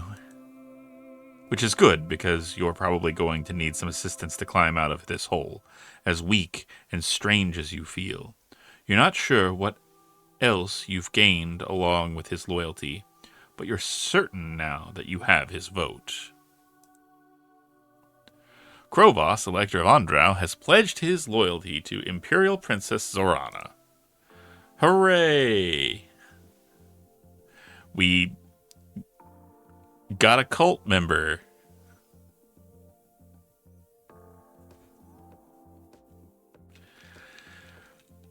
I mean, on the one hand, like, it seems like he's kind of right. Like, we have a magic glow now, I think.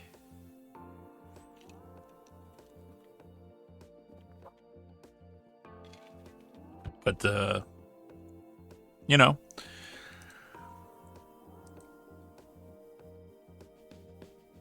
Okay.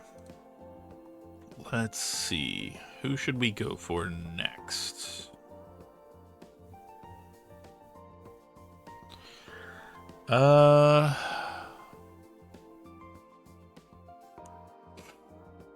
could talk to Ixil.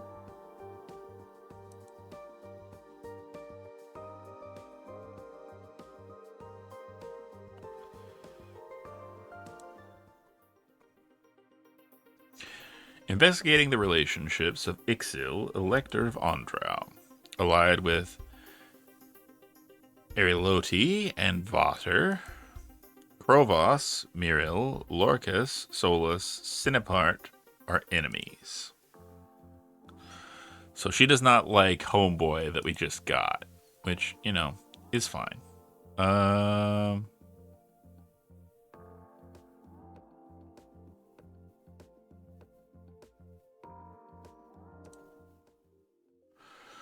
You engage Ixil in a private conversation and attempt to charm her with personal appeal. Looks mildly appalled.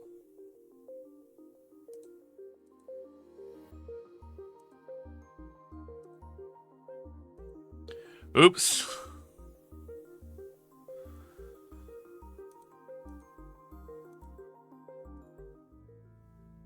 Okay.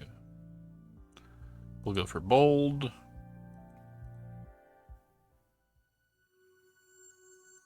Stay put. Lights turned on by themselves. That can't be good. Princess Zorana, please report to the cabinet chamber at your earliest convenience. You dress yourself swiftly, make your way to the room. What's the emergency? Not an emergency exactly, but a change in circumstances. You recognize the American man on screen. It's Lucamere. The Vestarch brings up the sound so that you can hear him speaking. Descendant of the Empress Platina the Great, I formally announce my candidacy for the Celestial Throne. He's entering the election? It's more of a confirmation than a question. Of course that's what he's doing. You knew his family had imperial ties, your distant cousins multiple times over, thanks to the interconnection of American politics. Imperial blood isn't even a legal requirement to stand for election, although it certainly helps to gather support. You and your father's you are your father's designated heir, but you're still a young and untried girl. Lukemir is an adult with friends across the Empire. Is it possible that he could defeat you? How bad is this? Bad? It is neither bad nor good. It simply is. What I meant was, how much support do you think he has? That is what the election will determine. Shut up, Sidio. Fucking help me. You absolute clown. Don't you care who wins? I serve the Empire. As a civil servant, it is my duty to remind you that only a sitting emperor or empress can appoint or dismiss an elector. The Comitia as a whole may rule an elector is ineligible to vote, but only in extreme situations, such as a complete loss of mental capacity or a proven attempt to assassinate a candidate. You cannot remove him. Wait, does that mean he gets to vote for himself? Yes. Well, that's one vote you won't be winning. You need to step up your game. If you can secure binding pledges from electors to vote for you, then they won't be able to support any other candidate.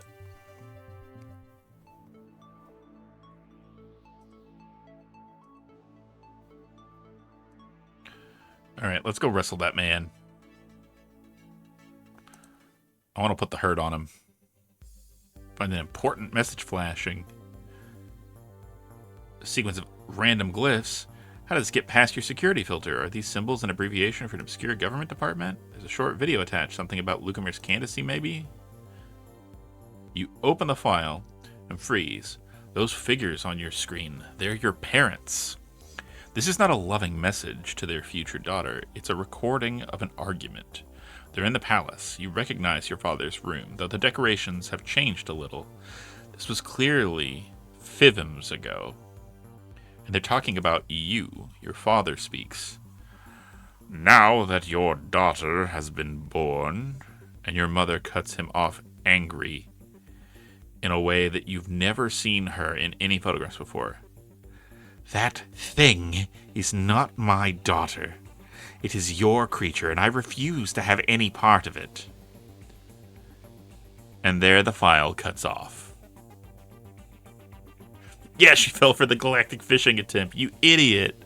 Oh, you fool. You rube. Yeah, everyone knows that you flag it, you send it to Galactic IT, they vet it, and then if it's good, then they send it back to you with a confirmation link. Come on. It's third grade, SpongeBob. Who would send something like this? Maybe it's a misunderstanding. It's only a few moments out of context. Maybe they weren't talking about you at all. Or maybe your mother hated you. What an awful thing to say about a baby. Her child, which you obviously are. Legally, you are a child of the marriage. Biologically, your American Novan heritage is written all over your skin. You are Melania's daughter, and she called you a thing. Maybe she wasn't well at the time. Or maybe it never happened. The video could be fake. Where did it even come from? You try to compose a reply, but it won't send. The system believes the address is malformed. Then how was it received in the first place?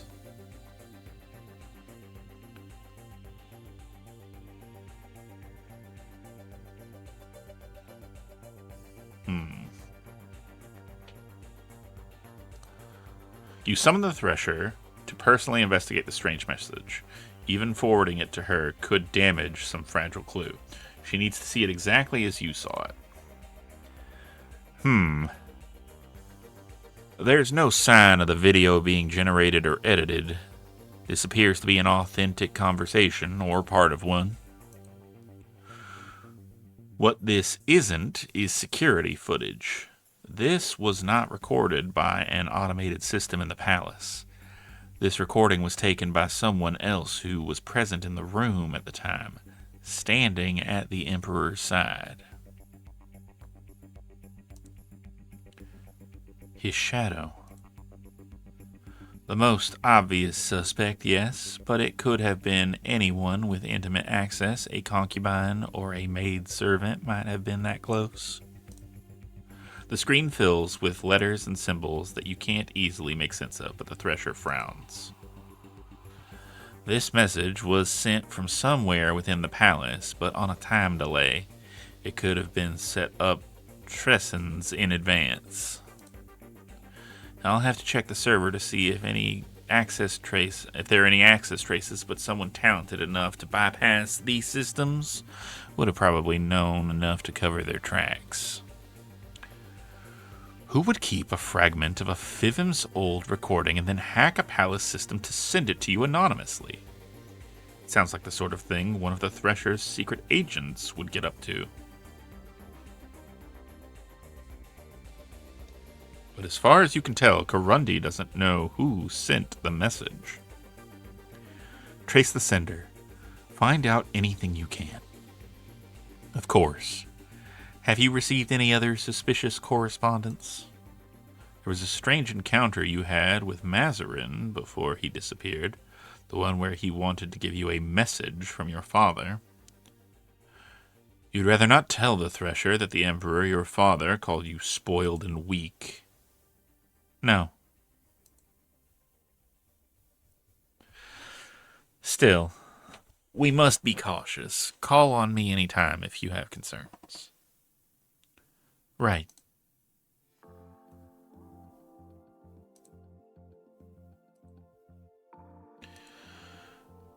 Alright. We're gonna risk it again.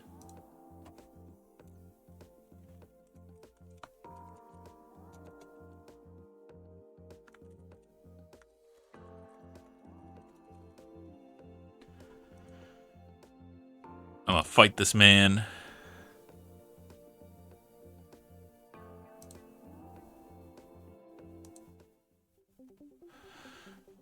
Milan wants you to prove your mettle in order to win his vote. He didn't request a formal duel or any sort of fight to the death, so you can probably attempt these multiple times. What skill will you challenge him at? Let's wrestle him. Milan invites you to meet him at his regular palestra on Kedro for a wrestling match. You will be bound by the official rules of the sport and judged by his regular trainers. No dirty tricks or groin shots allowed. Of course, he knows the judges personally, and that might give him an advantage without breaking any rules. First, you have to travel. You arrive at the palestra on the surface. Wrestling matches are held in the large outdoor courtyard surrounded by columns, but first opponents must wash their bodies and change into skin-tight costumes. Hair must also be carefully tied up and covered. Properly attired, you and Milan bow first to the judges and then to each other. Milan looks comfortable and relaxed. He does this all the time. Do you really have a chance? Your first moves are just taking each other's measure. You close, grapple briefly, then slip away without either of you being brought down to the mat. Milan grins at you, apparently pleased to see that you're not a total stranger to the sport. Still, if you want to win, you're going to have to get more aggressive.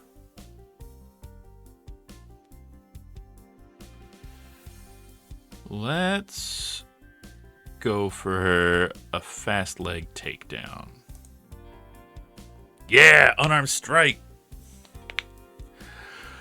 True kicking and punching aren't allowed in formal wrestling, but feints can still throw an opponent off balance.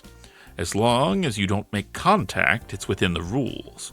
You jerk your arm up at high speed, making Milan flinch, then dive for his unguarded legs. He drops his hips, kicking his leg out behind him in a classic sprawl defense out of your reach. His chest pushes down on your head, trying to bear you to the ground. Uh-oh. Needed more strength. For a moment, you remained equal in points, It all comes down to this. You've got to give it everything you've got. Nope, it's no use. Wah, wah. Ah, it was a good match, no? Come back anytime.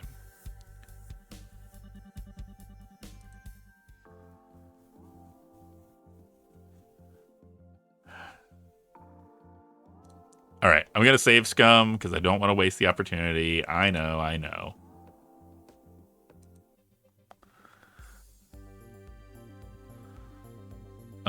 Let's talk to Bother.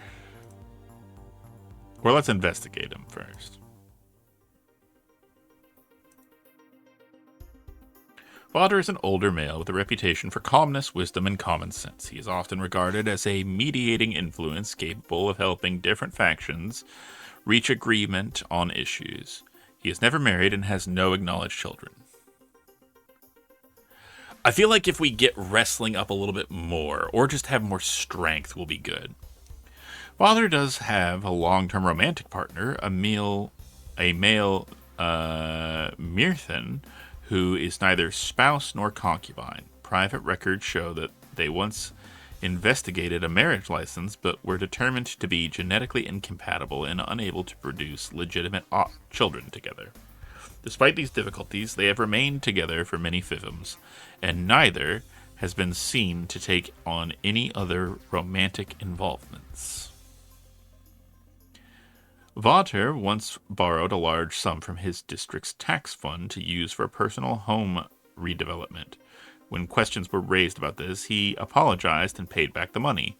No charges were ever filed, but there are hints that a few bribes may have been paid to avoid closer scrutiny.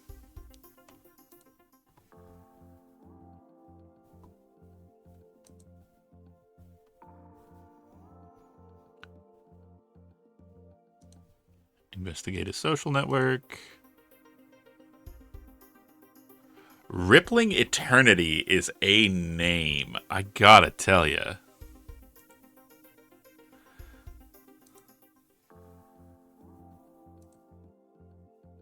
Alright. Let's negotiate with them. Support of lectors in order to formally become Empress. Will you pledge your loyalty to me? Of course. I'm happy to make that promise. I look forward to seeing your influence on the Empire to come.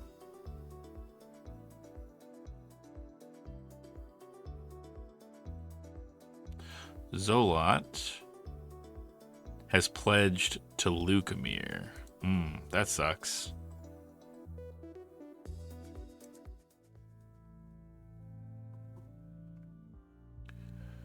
Alright, what does compliant get me? Don't think much of anything good, unfortunately.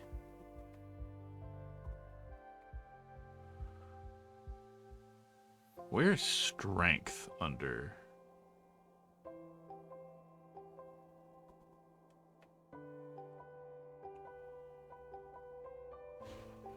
Ah, it's under condition. Yeah, I definitely don't want negative for strength.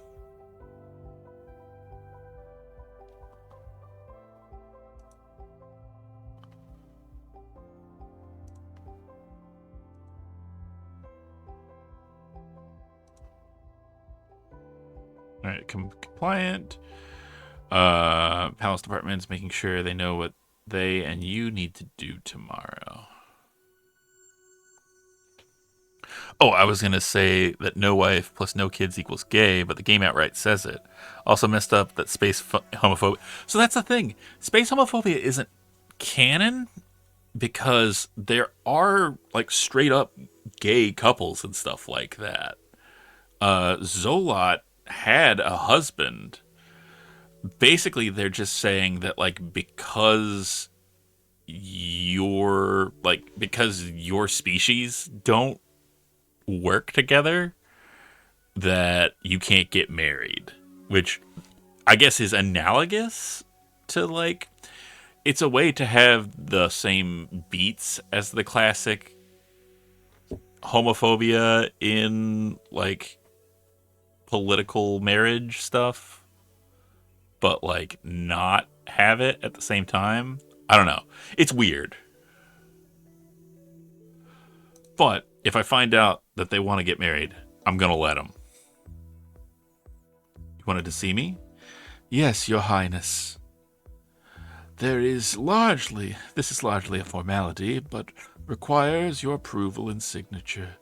The most recent logothete of science, who was your father's minister, has been offered a research directorship in the Harrow 2 sector.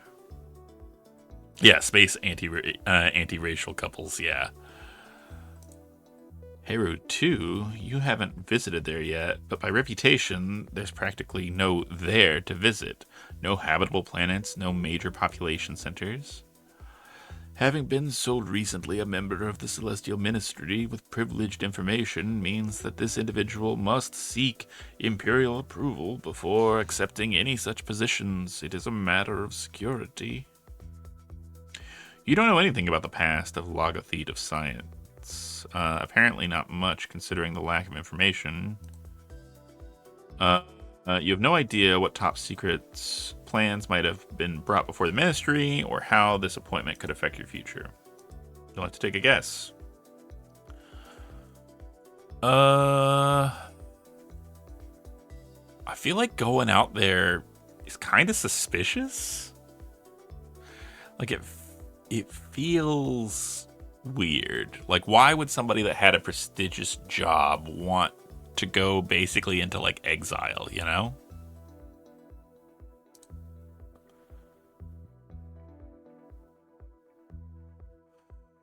No, I don't think it's a good idea. Not with an election pending. Once I've claimed the throne, I can reconsider.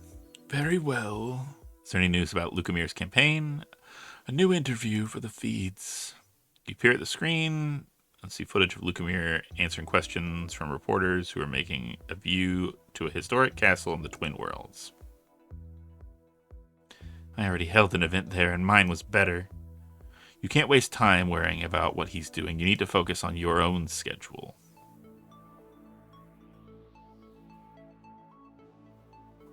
Okay.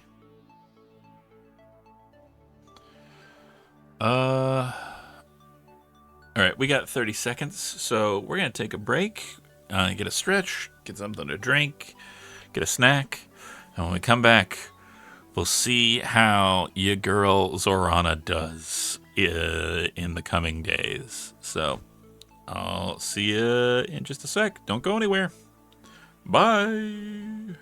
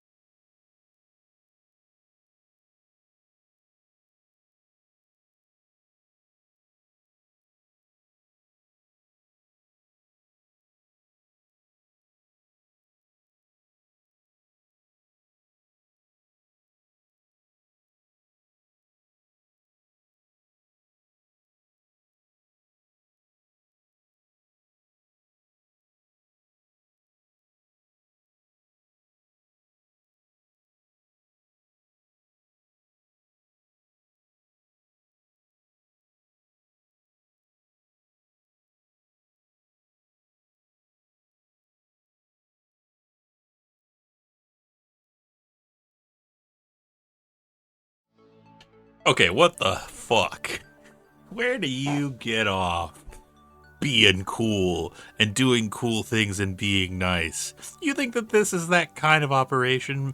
You think that that's what we do here? No, you go to bed and you think about what you've done. Gah, can't believe it. Being nice and wonderful. I just want all of you to know that I don't stand for that. That is not the Lacus Vatagan brand. We don't operate that way. I will never be good, and that's my solemn vow. But no, in all seriousness, I appreciate it. Thank you so much, and get some good sleep.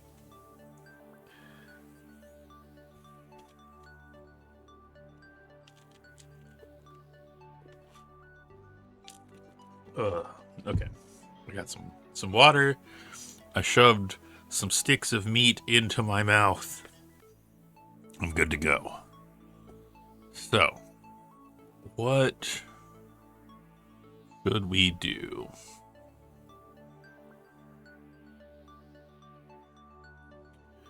Let's see.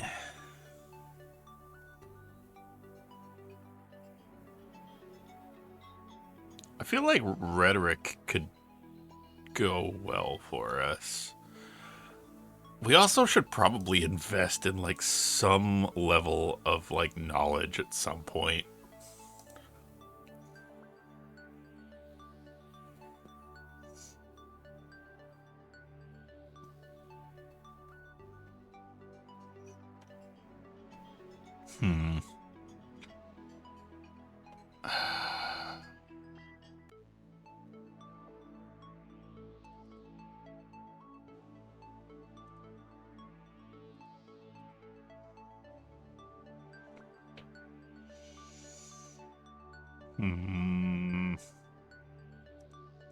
Yeah, let's go for rhetoric.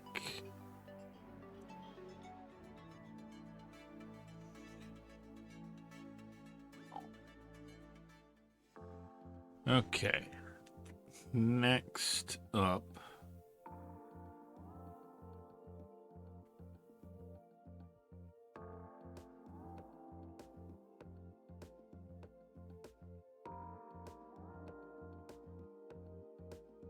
I'm curious how things would go if we did Space Pope.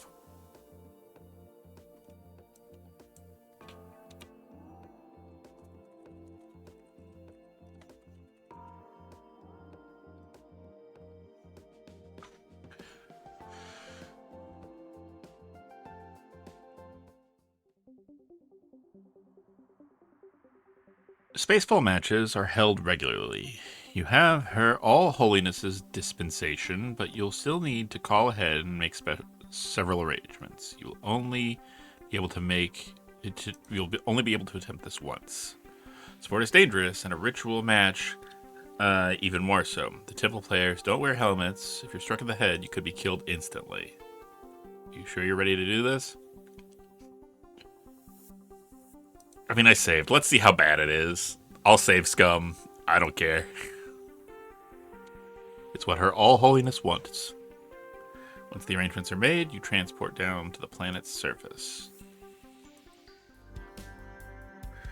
Tonight's match represents a symbolic conflict between two deities as they clash over dominance in the Mirkan pantheon, demonstrating the influence they will hold over the twin worlds for the cycle to come. Puts Mirzana, goddess of poison, ice, and wild plants, versus Coxor, god of song, construction, and the hunt. Choose a deity, does not affect the team's equipment, only the colors the team wears. The star will not be poisoned.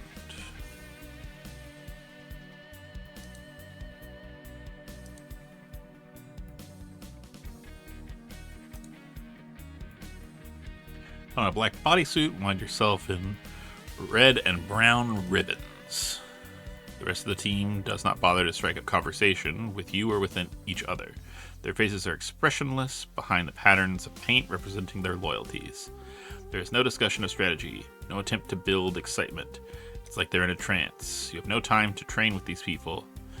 You don't know how they play. Are they going to ignore you on the field? It looks like team or no team, you may be on your own. You came here to impress the High Pontifex with your devotion in order to win her vote. What is your primary objective? Your team's victory. In order to show that you have the favor of the gods, you need to win. That's the whole point, isn't it?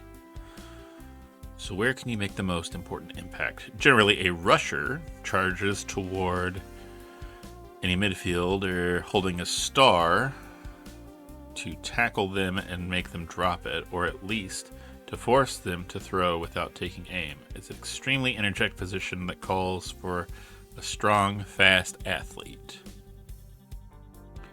A disruptor tries to intercept the enemy, knock the star out of the air, or block it from reaching them. Also requires jumping, long arms, and luck. A receiver tries to keep their distance from other players so that they can pick up the star if it's thrown in their direction. This requires quick judgment to take advantage of opportunities and a good arm. Rusher.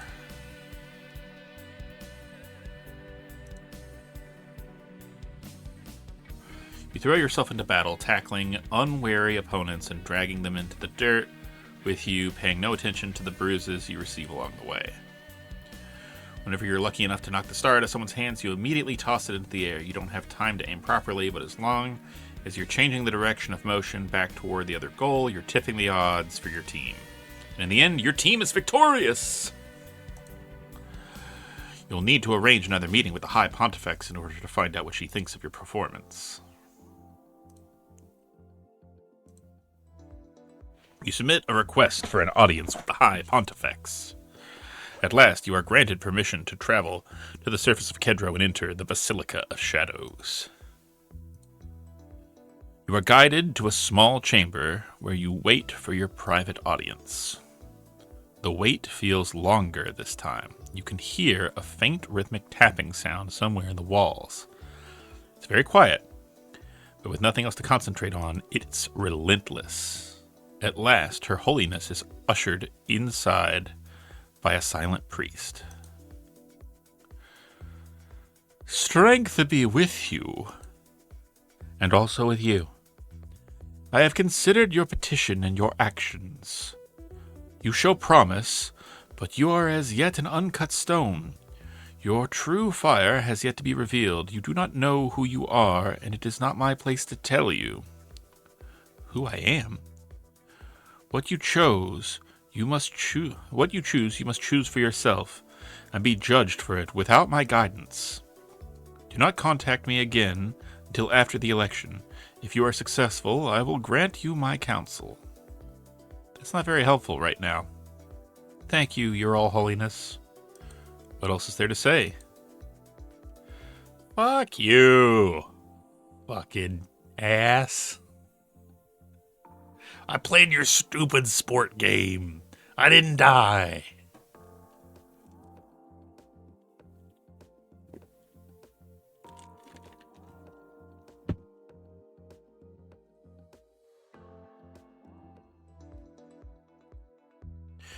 I need the support of my electors. Will you pledge your loyalty to me? A person's vote is a private thing. I will make my election when the time for the elections come. I do not currently wish to pledge myself in any direction. Is there anything I could do that would help you reach a decision? Are you trying to sway my vote with a bribe?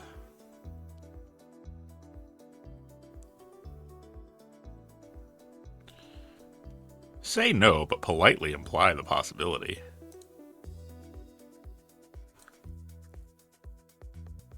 Don't be ridiculous. First of all, I'm not for sale. Secondly, I dearly hope you would show more subtlety than that if you were dealing with other matters of politics. I don't like her.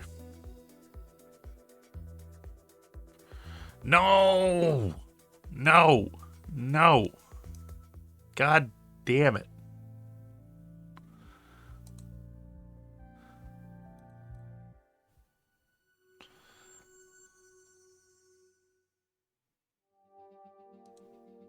Around the corner, see a servant directly in your path. Look out.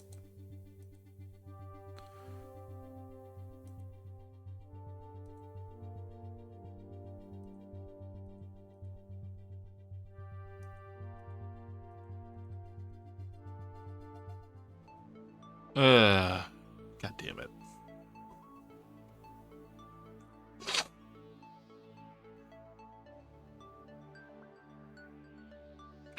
It's not going well, folks. I don't think we're gonna do it. Well, we could up our empathy finally and actually tell what people think.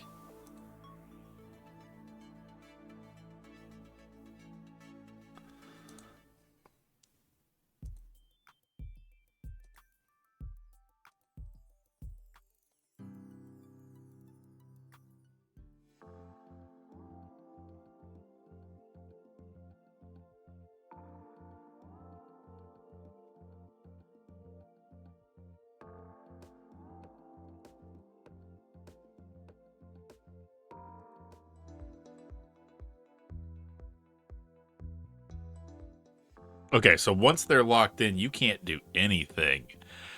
That blows. Oh, I hate that. I wouldn't have wasted my time on the fucking Space Pope games.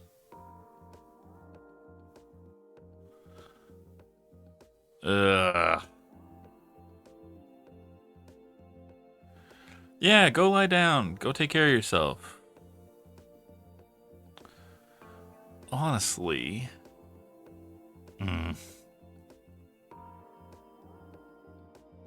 Will do.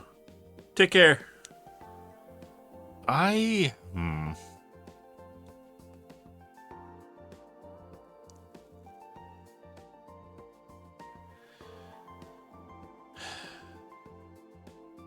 kind of feeling a little done with Galaxy Princess for right now. I know that sounds bad, but like I'm enjoying it, but I'm also very much like it becomes taxing to suck at everything all the time. So I think I might call it here, and I'll probably reload one of my earlier ones and not waste time doing stuff. It also sucks that like you can't get votes away from people after they've pledged them. Like, I know that that's like so that it doesn't happen to you as well, but it's a little frustrating. So we'll call that for right now. And I think I might just do a little bit of like a cooldown of something. I don't really know what, though. Let me take a quick look at what I've got, see if there's anything fun.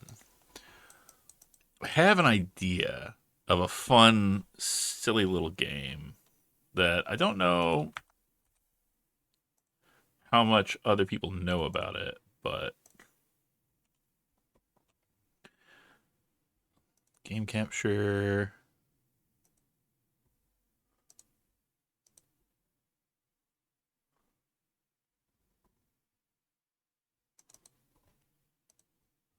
So we're gonna go do a little bit of cooldown with Snake RX.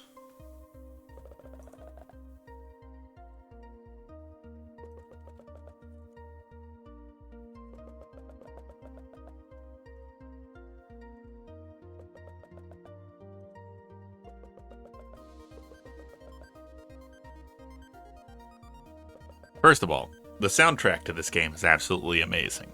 Second of all, it's Snake, but each one of your body segments is a class.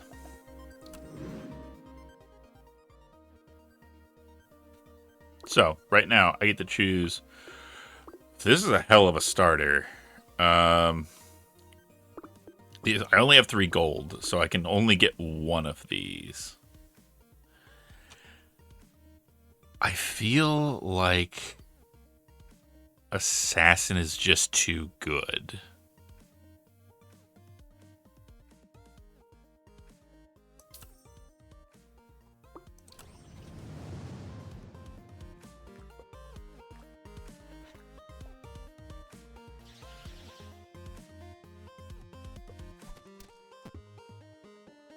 This is going to be a very slow one, though, because I only have one unit.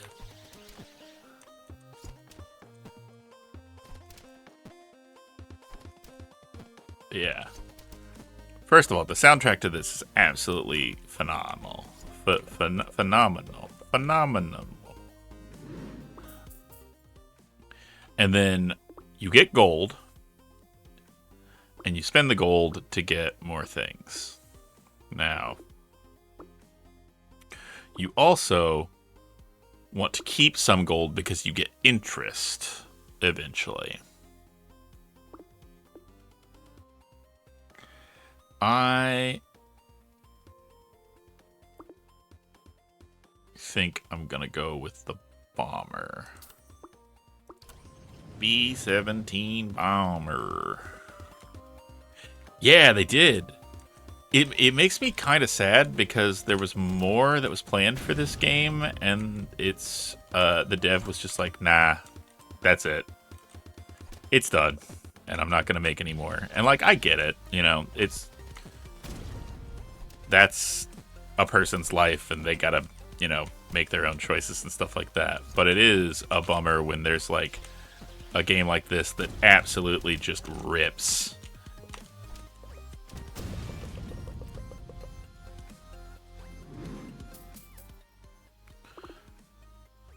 All right, for every +1 interest, +1 interest for every 10 gold up to a maximum.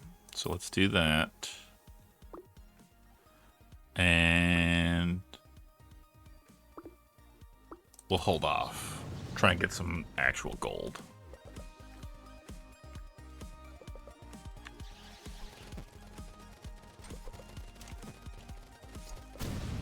Hehehe.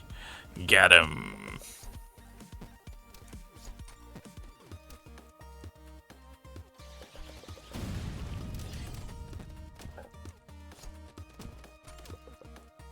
They do have the different color ones. So like the green ones, if you kill the green one, it makes all of the other ones rush you.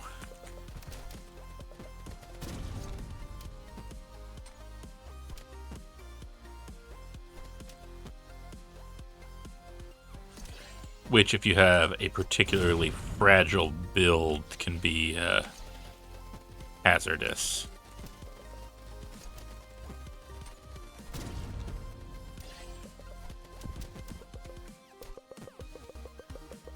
There we go.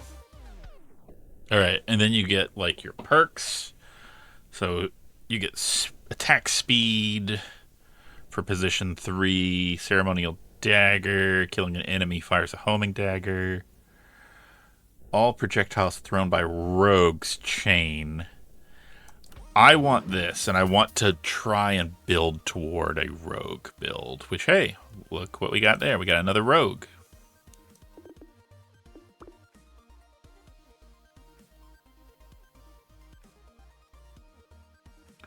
And I think we'll keep that for now.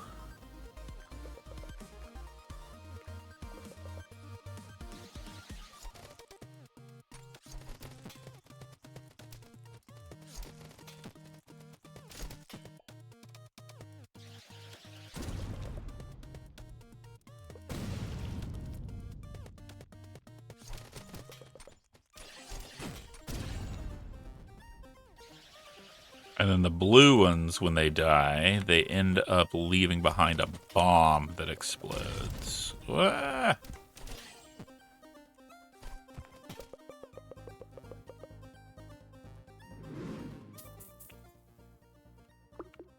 Oh, dual gunner.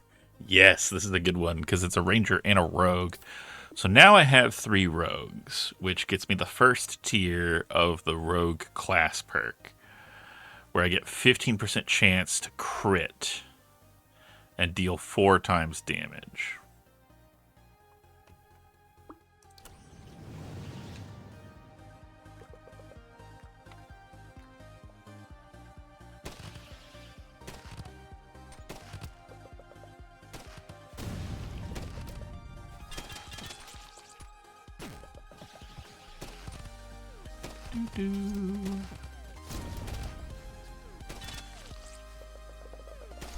Eh.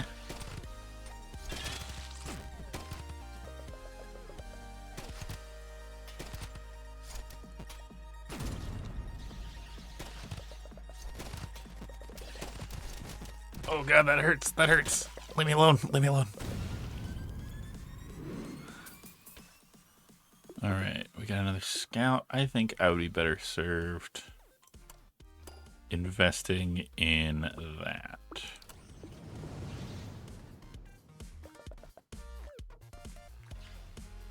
Alright, now we gotta kill the elite.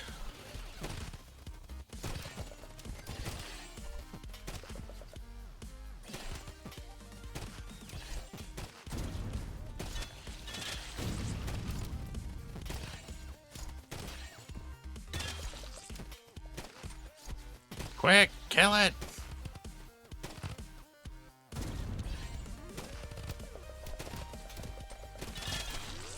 There we go. Got him.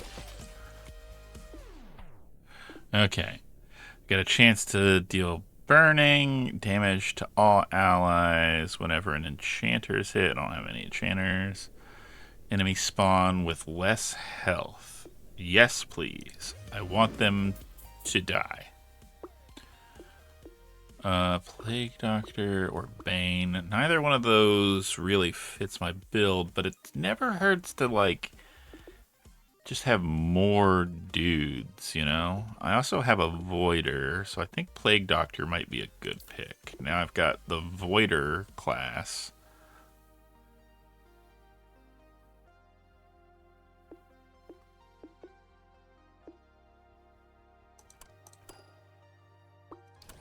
Okay.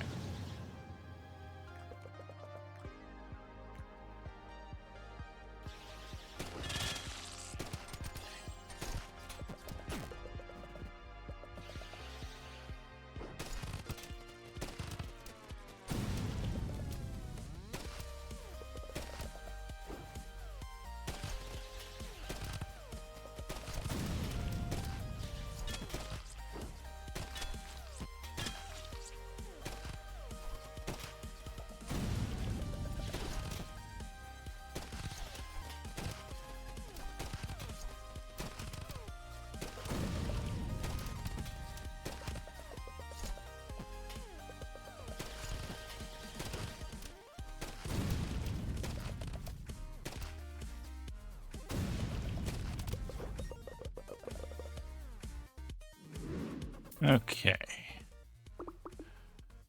Got another merchant, got a cleric, got a magician. None of those really seem like a good fit for right now, so we'll just play it.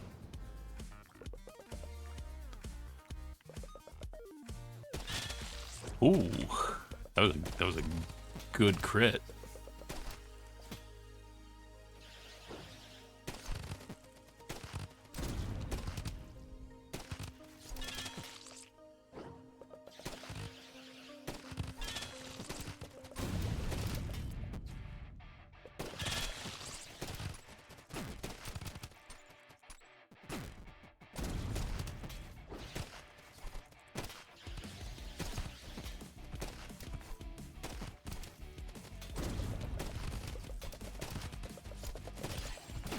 Ow, ow, ow. My bones. My bones. I use those. Please stop.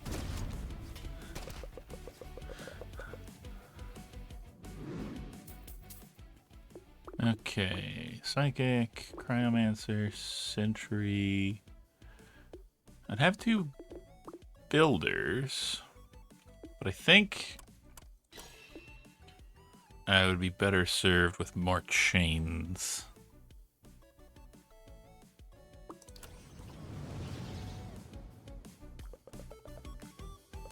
All right.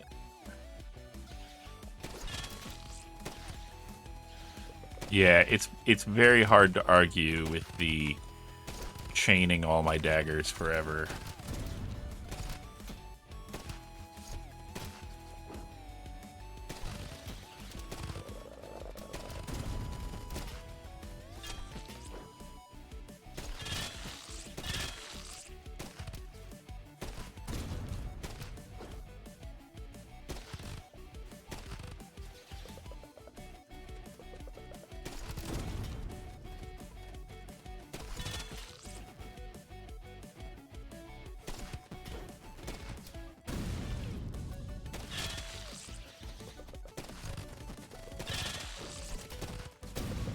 Yeah, there we go.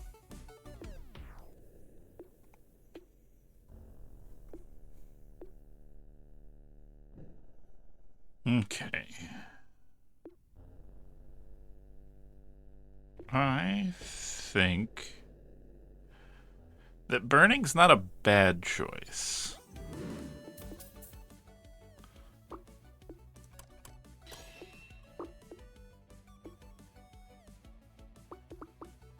And now I think we really got to see about... Alright, so we got a nuker.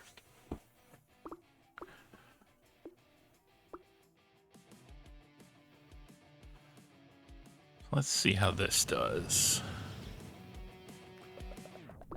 Actually, let me turn up game audio because I feel like it's a little quiet.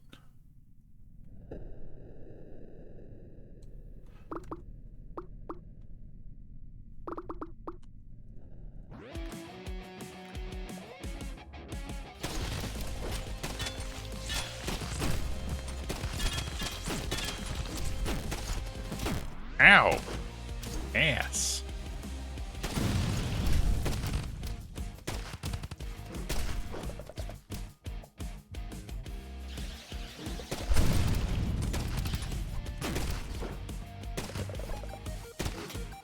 Can't believe it took out my assassin. That's not cool at all.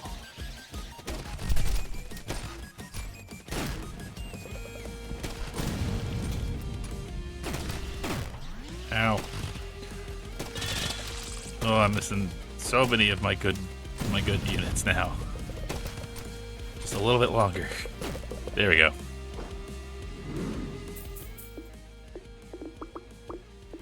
Okay. Now...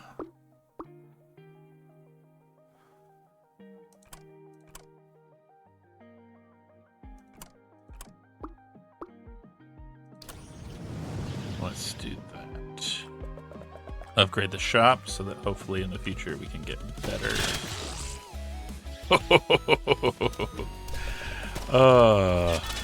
Yeah. It's always satisfying when the screen shakes because too many things are dead.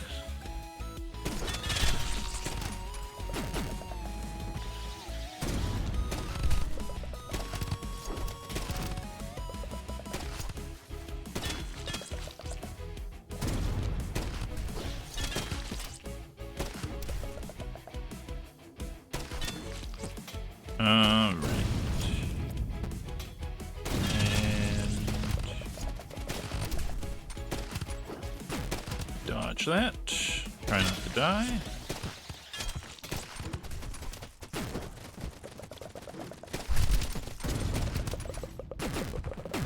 Oof. That's okay. All worked out.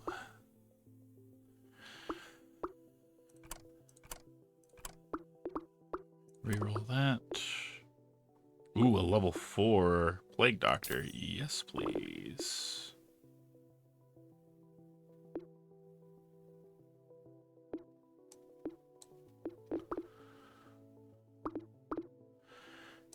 Cannoneer. Interesting. Alright. Let's see how this one goes. Oh, it's the elite.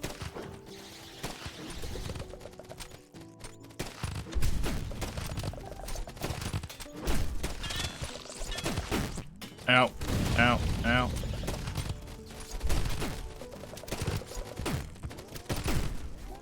That's not good. That's not good.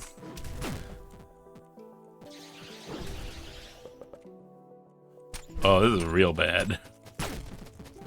I've lost all of my meaningful units, so there's no point in even trying. I got left with the wizard. Oh well. There's a fun little break after that. Okay. But I will change the category back so that when we do the thing, that it'll actually reflect what we were doing.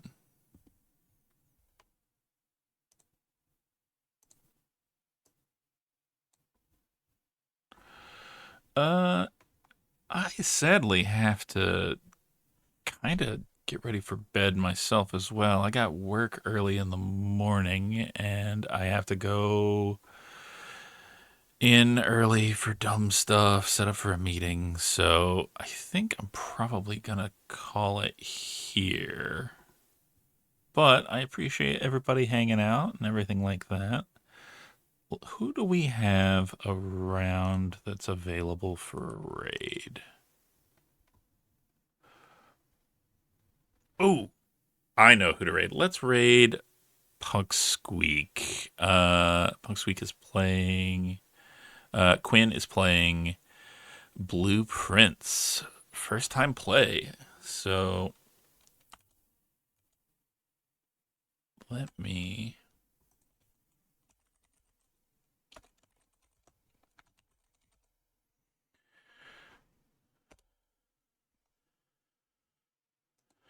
And if y'all want,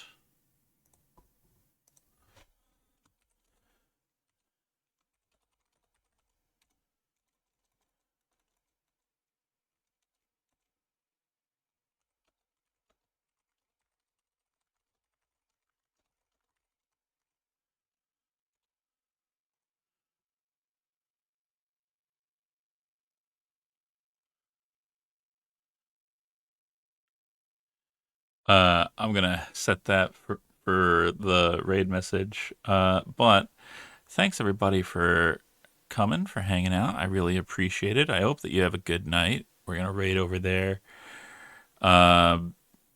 Next stream that I've got scheduled is gonna be Friday, and we're gonna be playing one of my favorite games with an amazing soundtrack and a really cool story called Axiom Verge. So I hope to see you then. But that's it for tonight.